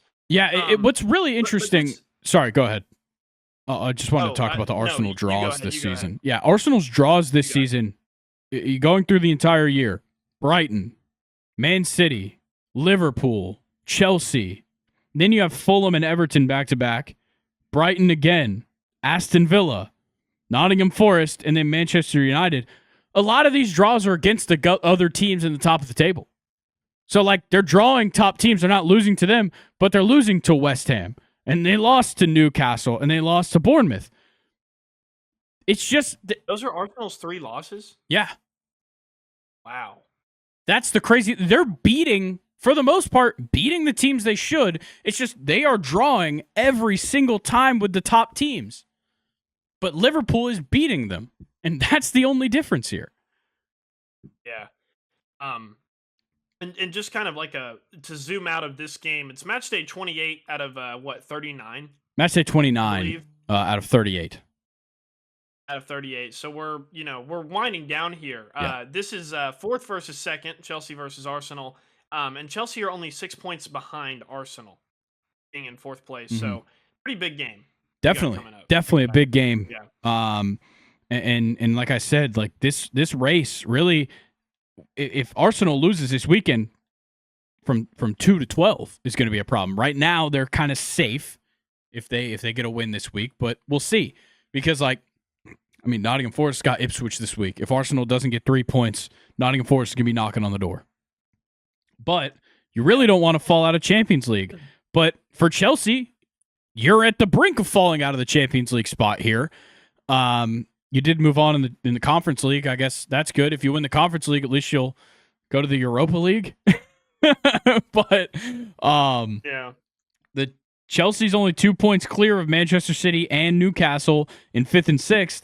Those two teams taking up the Europa League and the Conference League spot. Brighton only a point behind them. Well, Brighton and Man City are facing off. So those two could honestly just trade places this weekend. And Villa, 4 points behind Chelsea.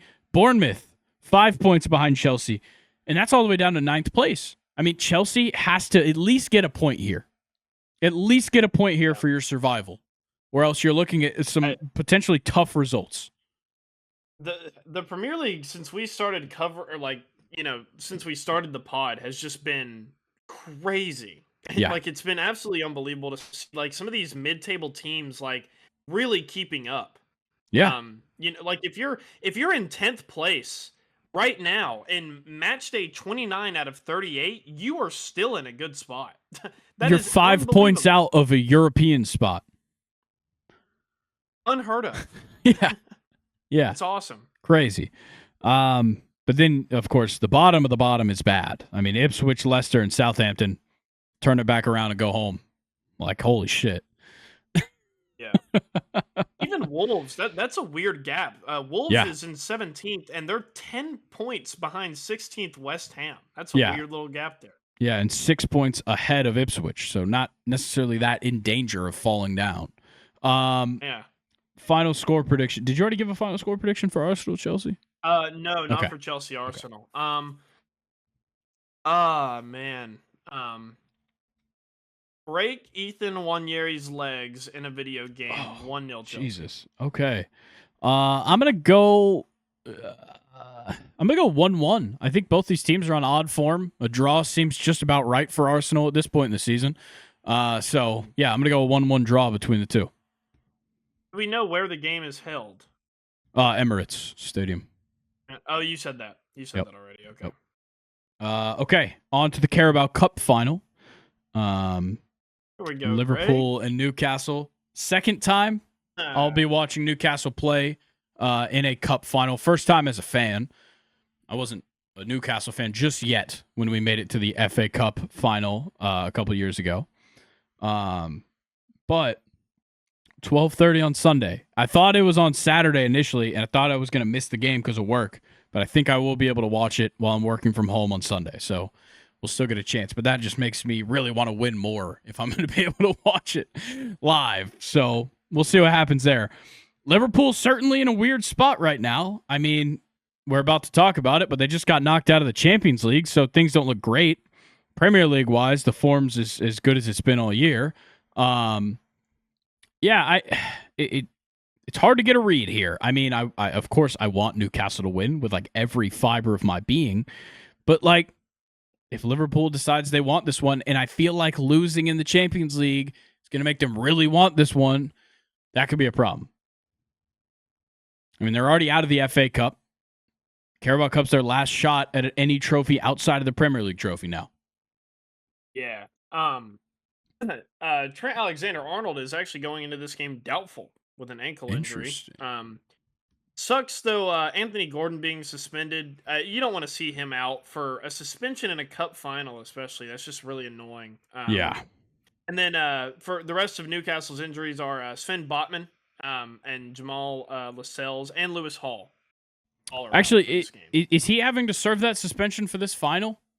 I know, because that was in the FA Cup that he got the red.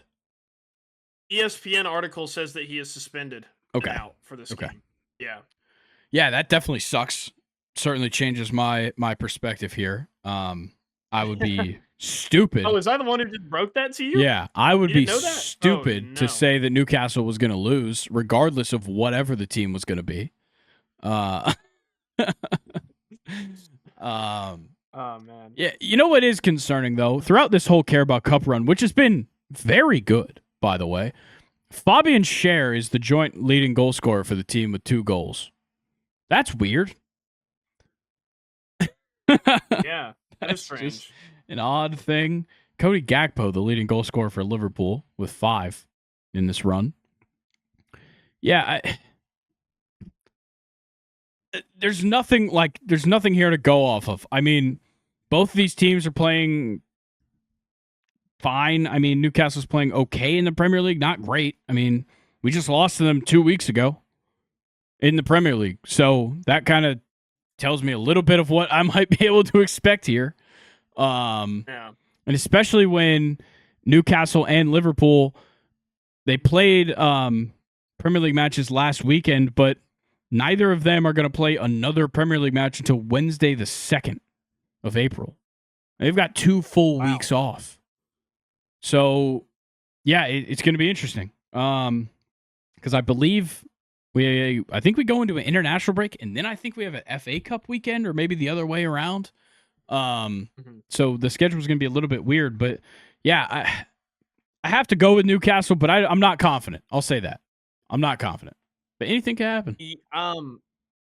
Yeah, I mean anything can happen. I think I'm gonna try to argue for Newcastle here. So PSG in the first leg of the round of 16 completely batters you, and then you rob the game. Then you go and play Southampton. They're dead last. You beat them 3-1 because you should. You're top of the league. You've only Yeah. lost once this entire season. Then in the second leg versus PSG, you don't get battered, but like 19 shots, 3 on target. I know I'm talking about the Champions League game here, but like I just think Liverpool are maybe in a pretty bad form right now. It just might be For kind their of hidden standards, sure.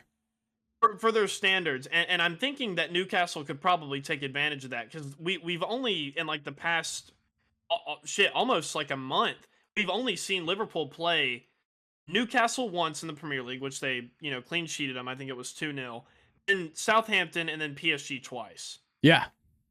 So I don't know. I think Liverpool are definitely on a little bit of a downhill slope compared to what they were earlier on in the season. So who knows? And like you said, anything can happen. Yeah. I'm gonna take Newcastle 2-1 in extra time. I'm gonna go 2-2 going into extra time, and then Newcastle gets a late winner. It doesn't go to penalties. It'll just be extra time winner. Yeah. Glad you're on my side with that one.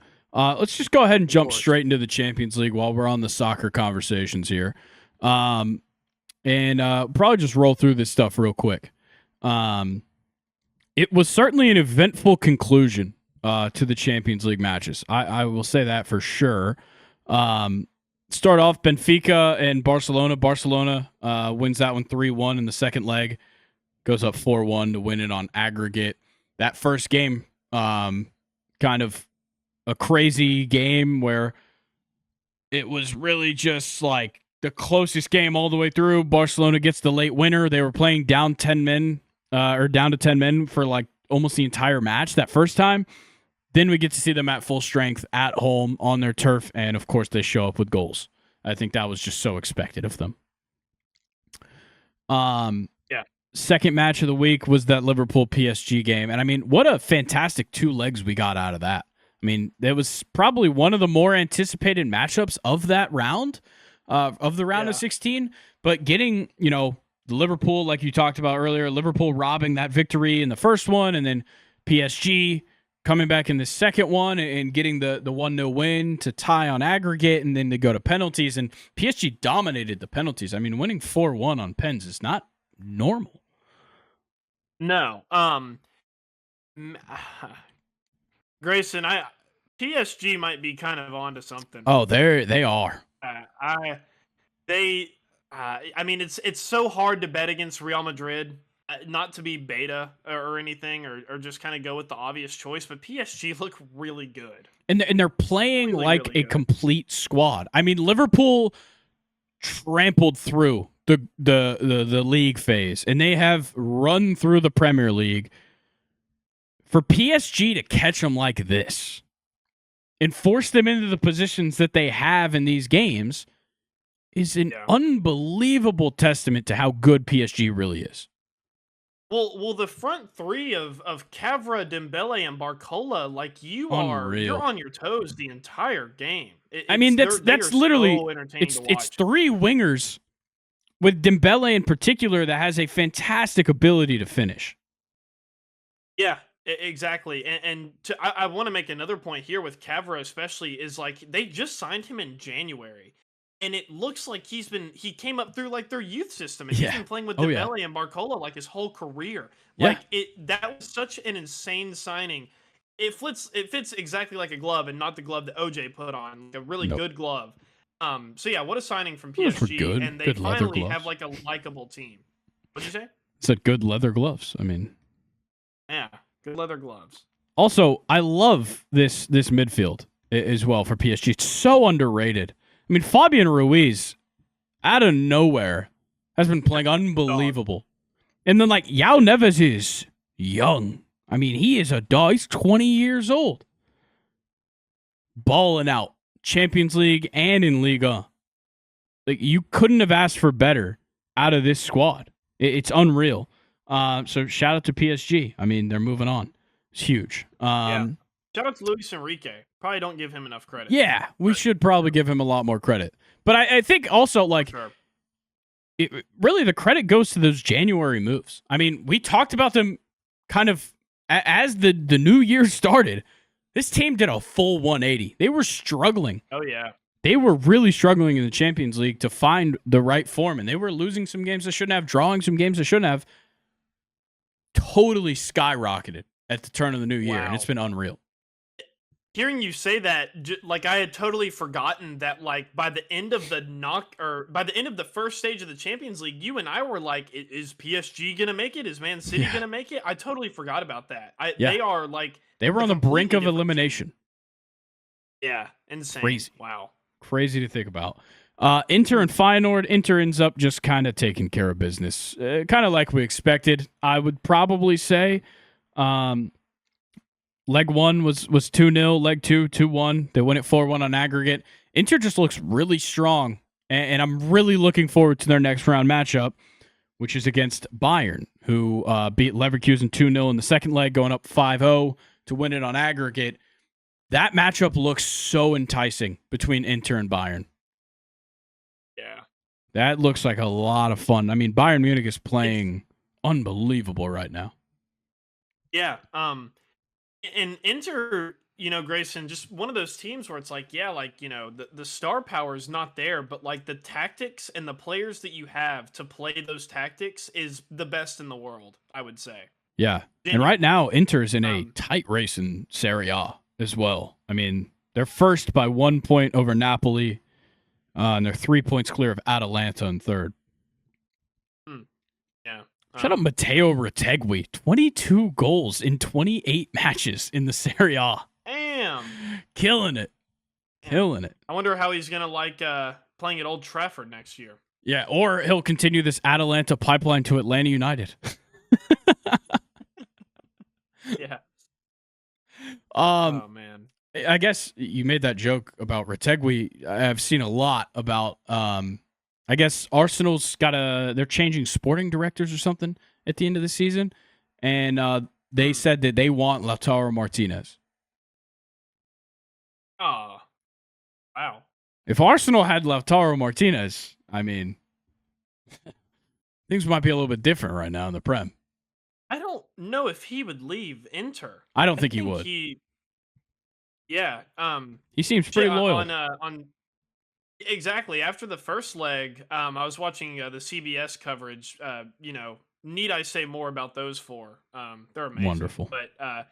But Lautaro Martinez has to be like one of the best strikers in Inter's history, if you think about it. Like at this point. And that's I feel like that blows a lot of people's minds, but like if you just go back and look, he's definitely up there for sure. For sure. Oh, I 100% agree with you. He's unbelievable. And then on Bayern's side in this win against Leverkusen, it's like you look at the scoring sheet for Bayern and it's like, okay, well, Kane's is going to get his goal. Who else scored? And Alphonso Davies scored the other goal against Leverkusen to kind of put the nail in the coffin there. And then you move on to what I think was probably the most entertaining two legs of soccer we've gotten out of any of these matchups on to Wednesday's matches. Lille and Dortmund was lockstep.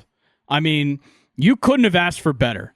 Leg one was a 1-1 draw in Dortmund for Lille that just was outstanding. It was a late goal as well that tied it up, and they held on. And then second leg in Lille, it's another one. Lille goes up early. Lille scored super early. I'm getting the 5th minute, a Jonathan David goal. And you're immediately up 2-1 on aggregate at home in the second leg of the round of 16 against Dortmund. But Dortmund does exactly what they did all through the league stage and showed off incredible offense and just scoring goals. Emre Can levels things in the 54th minute with a penalty. Crazy, he's their penalty taker still.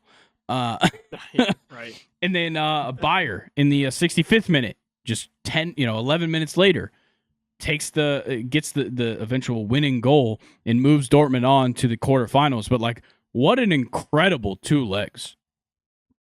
Yeah. And I love how you kind of just like built it up into this second leg because getting we talked about it last week, is getting a 1-1 draw in front of the yellow wall is so important, especially in the Champions League. And the Ligue 1 fans and their atmosphere is nothing to scoff at either. Ligue 1 has a very good fan atmosphere there. So I just, man, the resilience of Dortmund just needs to be studied. I just feel like they always just look like they're out and then just end up pulling something off every time these past couple of years. Yeah, shout out Dortmund. Yeah. And on to the next one. Shout out to Club Brugge for showing up. We appreciate you guys for taking the spot that was probably reserved for Leipzig before they got like 0 points. But shout out to Club Brugge. You made it here, and then you lost 6-1 on aggregate to Aston Villa. Villa, I mean, I absolutely loved their January transfers, and it hasn't necessarily showed in the Premier League, but like Marco Asensio coming on at the half and then scoring 2 goals, the 50th and then the 61st, is unreal. Like, that's huge for them to get that. And like Club Brugge was playing down a man since the 17th minute. And then they make these halftime subs and bring in Asensio. Ian Maatsen scored the 3rd goal. I guess the 2nd goal. Asensio scored the 3rd. But yeah, unbelievable work by Aston Villa. But it's also like a little bit of, okay, well, was this just, Club Brugge? Yeah. And we'll really get tested next week. Or not next week, but next round. Because I believe they're playing PSG. Yeah. Yeah, so we'll see if it was just Club Brugge when PSG and Aston Villa take on one another. But after them, I mean, you just continue to go down with these pretty solid matchups. And in this one, the most controversial of the bunch, Atletico Madrid gets the 1-0 win, theoretically. They win 1-0. They go to extra time, tying it up on aggregate. Conor Gallagher. Yeah, shout out Conor Gallagher doing something big. Yeah. And then it comes down to their other big signing of the summer transfer window. In penalties, Julian Alvarez slips and just the most minute double hit on that penalty. I mean, it got to the point where, like, the Champions League coverage, they brought on their rules analyst, and she was talking about how, like, they have impact sensors in these balls. And so when they sent it to VAR, the immediate VAR check was that he double tapped because they knew it, because they have these impact sensors on the balls, which is crazy, by the way. I mean, where was that when Messi kicked that one penalty for Argentina? I'm so glad you brought that up. Yeah, I mean, what are we doing? But yeah, like it's so this conversation's gotten to the point where I believe UEFA has like submitted a claim to FIFA and like the international rules associations as well, of trying to like take it up to the ref's discretion if it's clearly unintentional, and not, and like I believe giving them another shot. Because I mean, I think we've seen this happen twice now this year in the Champions League. It might have been a Premier League match that we saw it in, where somebody slipped and accidentally kicked the ball out and then kicked it again. I mean, Riyad Mahrez did it a couple years ago in the Prem as well. I saw that clip resurfacing. But, like, Alvarez's was just so obvious that, like, it almost didn't even do anything. But you could tell he hit it twice. Yeah. Which is obviously not allowed. But, I mean, I don't know about a reshot. I don't know about that. I don't know about giving him another shot. I mean, how about for that to happen in the round of 16 of the Champions League, and it's the Madrid derby? Yeah. Yeah. Brutal. Man. And I gotta ask your opinion. How do you feel? Because I think today I sent you the videos of the Real Madrid players celebrating in Atletico Madrid Stadium, the Wanda Metropolitano, I believe, or no, the Riyadh Air Metropolitanos is what they call it now. Yeah. But how do you think Real Madrid is like full of arrogant dickheads, or do you think they're having fun? No, I think they're having fun, which is what they need to be doing. I mean, think about the expectations that those players have on themselves, and that other people have on them to play at such a high level. you want them to look loose. You want them to have fun out there. That's the whole point of the sport. I mean, if you're getting mad over them celebrating, go fuck yourself. I mean, your team probably sucks. Even in front of the away fans, or Don't care. The home fans, rather. Don't care. Yeah. That's more reason. I mean, I'm. That's more reason to celebrate. I mean, it's just it's the culture, you know. It just fits. Yeah. But I just thought it was funny, man, because they were spamming emotes in front of the Atletico Madrid fans as like all these cups were flying down. You could hear like puta this, puta that. Sorry, I just smacked my mic. All in the crowd, and it was what an atmosphere. I would have loved to have been at that game. Yeah, no, I think it's well warranted. You just want a huge match in front of your rivals. I mean, that's as good as it gets. And we'll just round things out with the worst match of the week. I mean, literally. Can I stop you, actually? Yeah, sorry. I wanted to bring up one. Actually, first, hang on. I just saw a picture. Sorry, I'm derailing this podcast. How about that? Pick that DK up, Metcalf. You know what number he's wearing? Yeah. I don't know, but there's going to be a gunfight over it. So I'm showing it right now on my fingers. 4? Yeah, he's wearing 4. Oh, that actually is what he's wearing? Yeah, I got an ESPN notification about it about an hour ago. Oh, sick. But I wanted to, here we go. That was Vinny's 300th game. What was the round of 16 versus Atletico Madrid. Do you want to hear how it compares to Ronaldo's first 300 games with Real Madrid? Sure. Yeah. We'll do Vinny first. 102 goals, 74 assists in 300 games for Vinicius Jr. For Cristiano Ronaldo, 300 games, 313 goals, and 86 assists. So Cristiano Ronaldo in the same amount of games has 211 unbelievable more goals than Vinicius Jr. That's why that guy wins Ballon d'Ors and the other one doesn't. Exactly. Yeah. That's why they go to Rodri and not Vinicius. That's all hilarious stat of like comparing Lamine Yamal's stats to Messi and Ronaldo before their like age 17 season. Yeah. It's just so funny because it's like both of them played like 5 matches before they turned 17. Lamine Yamal played like 60. Yeah. So it's like, it's just not a fair comparison whatsoever. Shout out to Lamine Yamal. I mean, unbelievable skill that he puts on display. He can't finish ever. Ever. He cannot score goals. He's definitely been cold in that regard, for sure. But he's still good enough to, be the, like, I mean, hey, he deserves to be in going there. To start you. Oh, yeah. Yeah. Yeah, he deserves to be in there. Yeah. Okay, Arsenal PSV. It was a 2-2 draw in the second leg. I'll give you a little taste of why. The front three, Raheem Sterling, Mikel Moreno, and Kieran Tierney was the front three. How? I mean, what are we talking about here? That is unbelievable. Like, I mean, this lineup is awful for Arsenal. I mean, Zinchenko's in the midfield. Kiwior's starting. They're doing whatever they were doing tricks on it. So yeah, and of course they did that because they were up 6-1 on aggregate coming into the game. Sorry, 7-1 on aggregate coming into the game. So they were fine. Zinchenko scored in the 6th minute, by the way. But yeah, that sets up the matchups for the the quarterfinals. Which are on the 8th and the 9th for the leg ones. So you've got Arsenal, Real Madrid, which could be fun. We'll have to see where Arsenal's at that point, honestly. PSG, Aston Villa.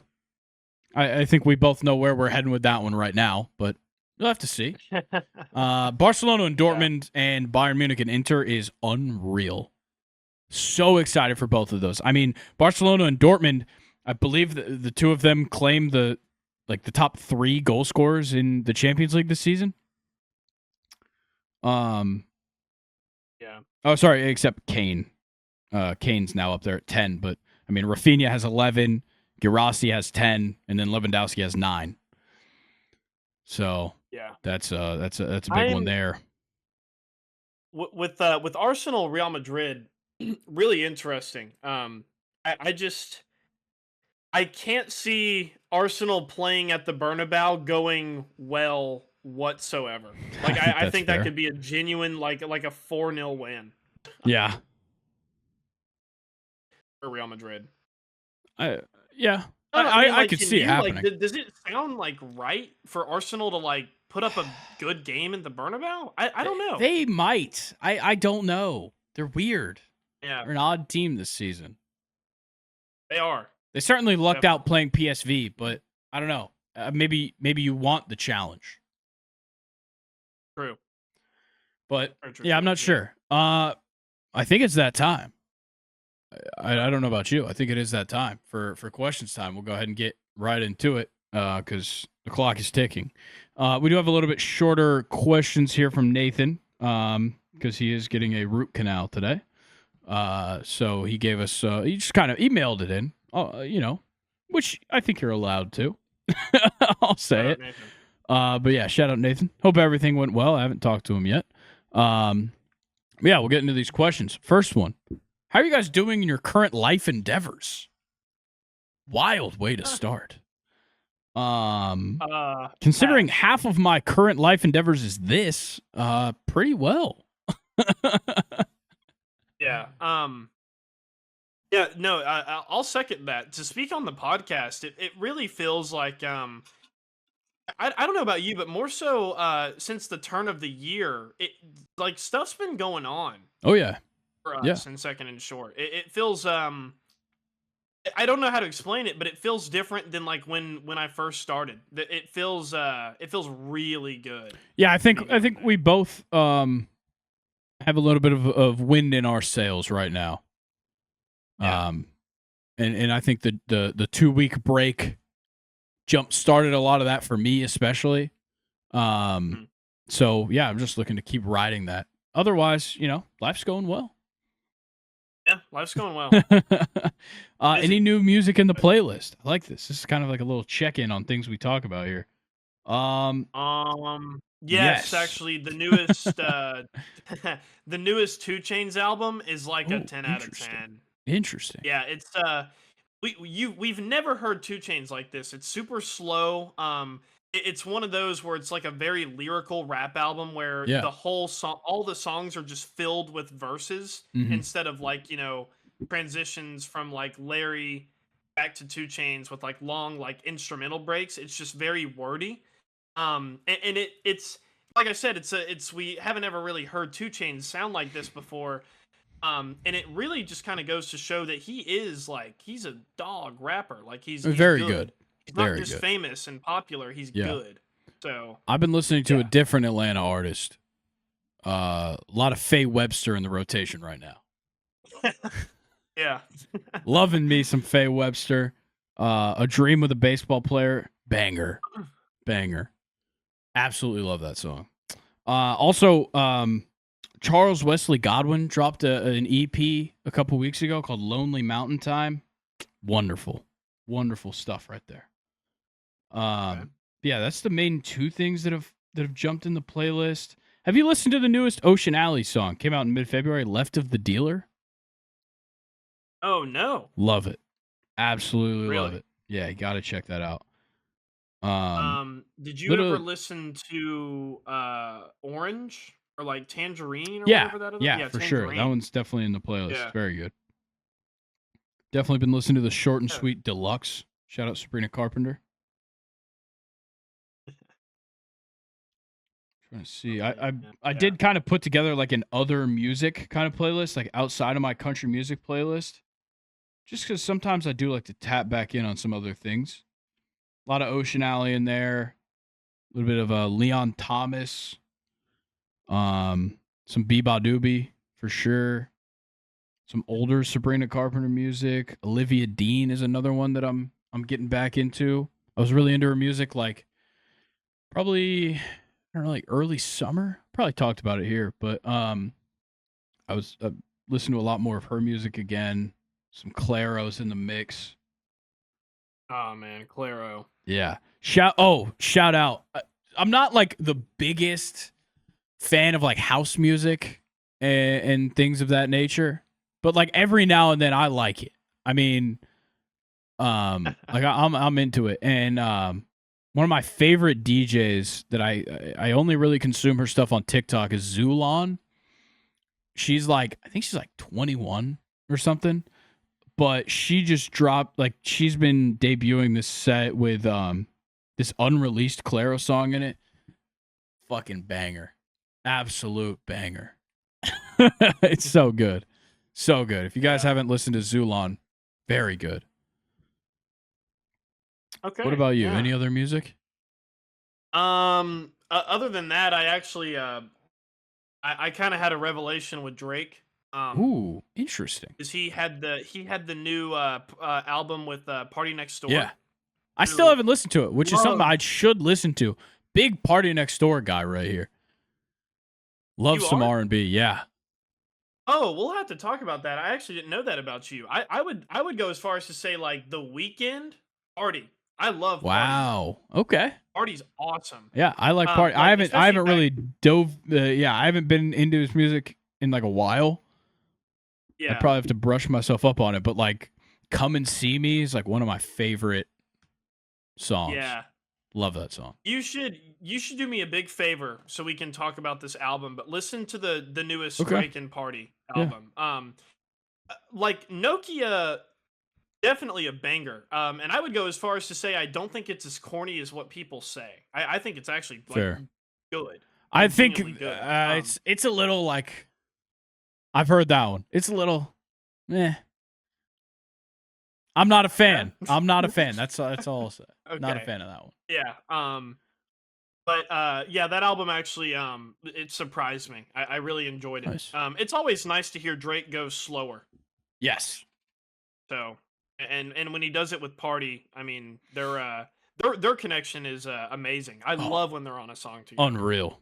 But they're so good. I guess to finish, my revelation with Drake is that no matter how much I agree with like some of the stuff that Kendrick has said about him, except for like I think the pedophile allegation is like outrageous. Like I would need to hear more about that before I start deeming Drake as such. Yeah.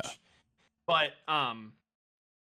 Drake's always going to make good music, and he always will be a part of my childhood and my kind of introduction to rap. So when this album came out, I was kind of like, oh, like, Drake's still kind of a pussy. But then I'm like, I just kind of came around and I was like, it's Drake. Like I'm always going to like Drake. I mean, not to like shit on you or anything. You haven't stopped listening to Kanye. I mean, so if that's true. Any indication. It shouldn't slow you down. He has been on the downturn, just because I've played Vultures so many times that it just kind of got a little bit old. But yeah, you're right. I have not stopped listening to Kanye West. Yeah.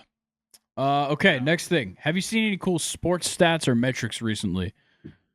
Nathan did send me one that is great on Twitter. Roki Sasaki just does unbelievable things all the time. Going back to him? Yeah, this one's crazy that Nathan sent me. He throws his splitter. His splitter's phenomenal, first of all. But this is unreal. He threw it 2 different ways. And by that, I mean, in one game, it had 7 inches of arm side run. And in another game, from the exact same release point, it had 8 inches of glove side break. 15-inch difference in the exact same pitch. And that's unreadable. That's something you can't scout for. It's unbelievable. It's unreal. It doesn't matter how much film you watch on him. You don't know what you're getting. You could literally know he's throwing the splitter and you wouldn't know. Grayson, is he going to be an issue, or should I think he's going to be an issue. I think he's going to be an issue, which sucks. Okay. I mean, like, Yamamoto was highly touted, but not like this. Yeah, well, Yamamoto, I remember, like, seeing that he got beat up in the Tokyo series, and I was just like, what? Yeah.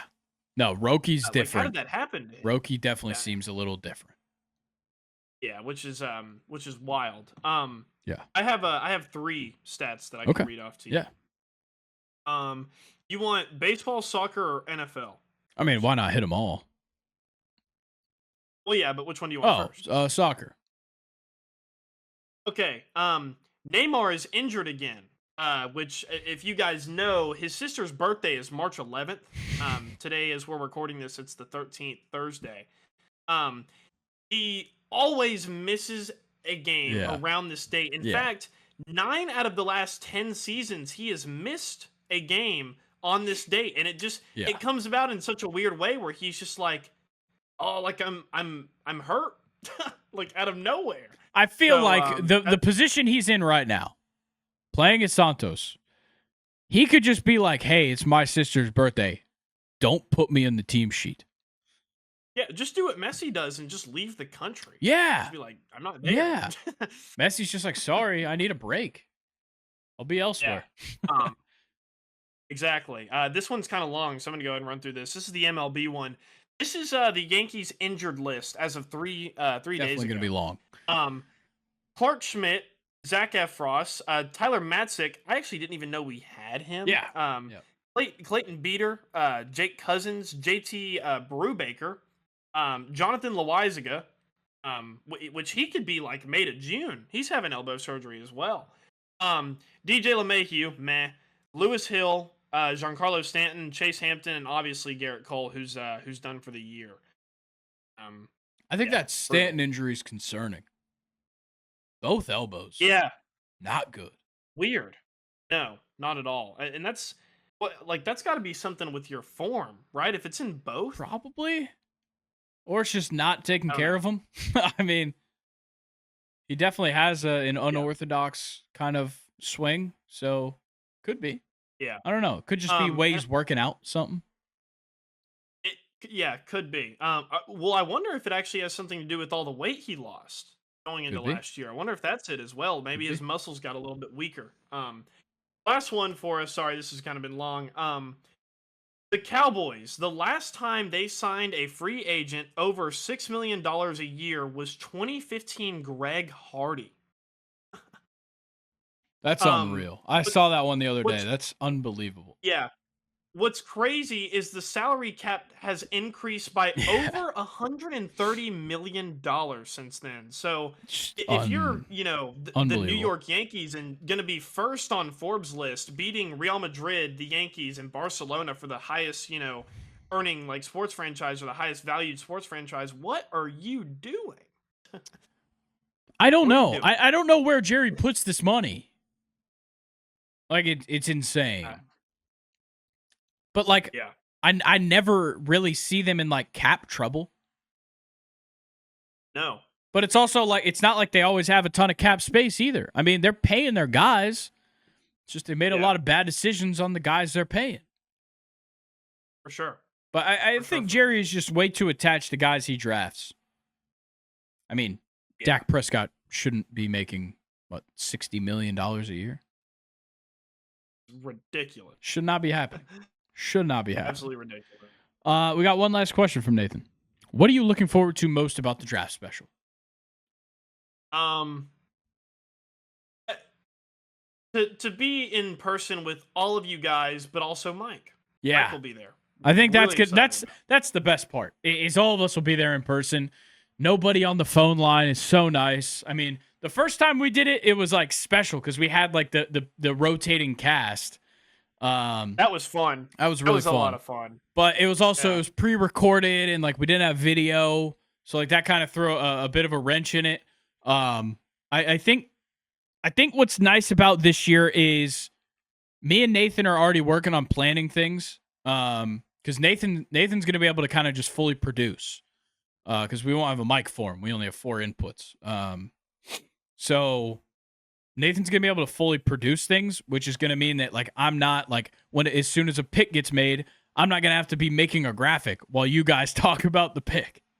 Like, that kind of stuff isn't going to be on me while we're going. So that'll help out. I mean, we're going to have things planned to do when there is downtime. I'm going to have like a real prep sheet put together like I did year 1. I really just want to avoid kind of the lulls that we could run into in a live stream like that because like we do go for 4.5 hours. So Mhm. I think the biggest thing is just we're doing what we need to make it the best product possible, and that's what I'm looking forward to, is just improving the product, because it, even when it's not a perfect product, it's still maybe the our favorite thing we do every year. Um, Yeah. and I think that's what makes it so much fun. I mean, for me, as a guy who is so locked in on college football and so locked in on the NFL, it's like the perfect, collision of my two worlds. So Mhm. that's what I get out of the draft every year, anyways. But the draft special in particular, it's so perfect for me and what I want to be talking about. Um, and I think Mike being in person, we've gotten him here on a couple of live streams before, but he's been such a key contributor to the draft specials these last 2 years that we've done them. And I think having him here the whole time in person is just going to be just another great gift to have. Yeah, I mean, really, just shout out Mike. Not even just the draft, but just content. Yeah. Throughout our time doing this podcast, he's been a big contributor. Yeah, one of my favorite episodes we've done, it's super underrated, is before the first draft night special. Um, it was just me and Mike on a Monday episode, I think. Or we were still doing Wednesday episodes, I think. So it might have been a Wednesday episode. Oh wow. Yeah. Me and Mike on a Wednesday episode breaking down me and your updated mock drafts. Yeah. That was so much fun. I mean, yeah, Mike has been a I can big part find of that. Second and Short and will continue to be as long as he's living in the area. Yeah, I still like That'll when be he the thing. smashed that baseball back at Nathan. That was awesome. Yeah, that Unbelievable. was a great moment. And field days, shout out to him for being a part of that too. I mean, that was some fun Yeah. stuff that we're gonna evolve from here. I mean, if you're consenting, you do have to do a milk mile soon. As a fantasy football punishment from last year, I think we might need to put that on the Second Shore YouTube. Yeah, for sure. We can Okay, do that. okay, because that is Yeah. happening. I will be videoing Yeah. it, so it will most likely be going on the Second Shore YouTube. Is I as dude, long as I it's not too graphic. yeah, no, my puke is gonna be a 10 out of 10 on that new camera, dog. My Yeah. puke's never looked better. I guess it'll be on me for the settings on that one. Might have to call up Connor, get some real filmmaker Yeah. on it. Um, Yeah. yeah, I'm always looking forward to the draft special. Everything about it is so much fun. I mean, it's also it's a fun time of the year too. Big turning point in the seasons, and a big turning point Weather's for warmer, us. baseball's Yeah, on. It's awesome. big turning point in the content we'll be making too. We're going to be rolling into the summer from there. Luke's going to be home for the summer, so we'll be in person a lot more.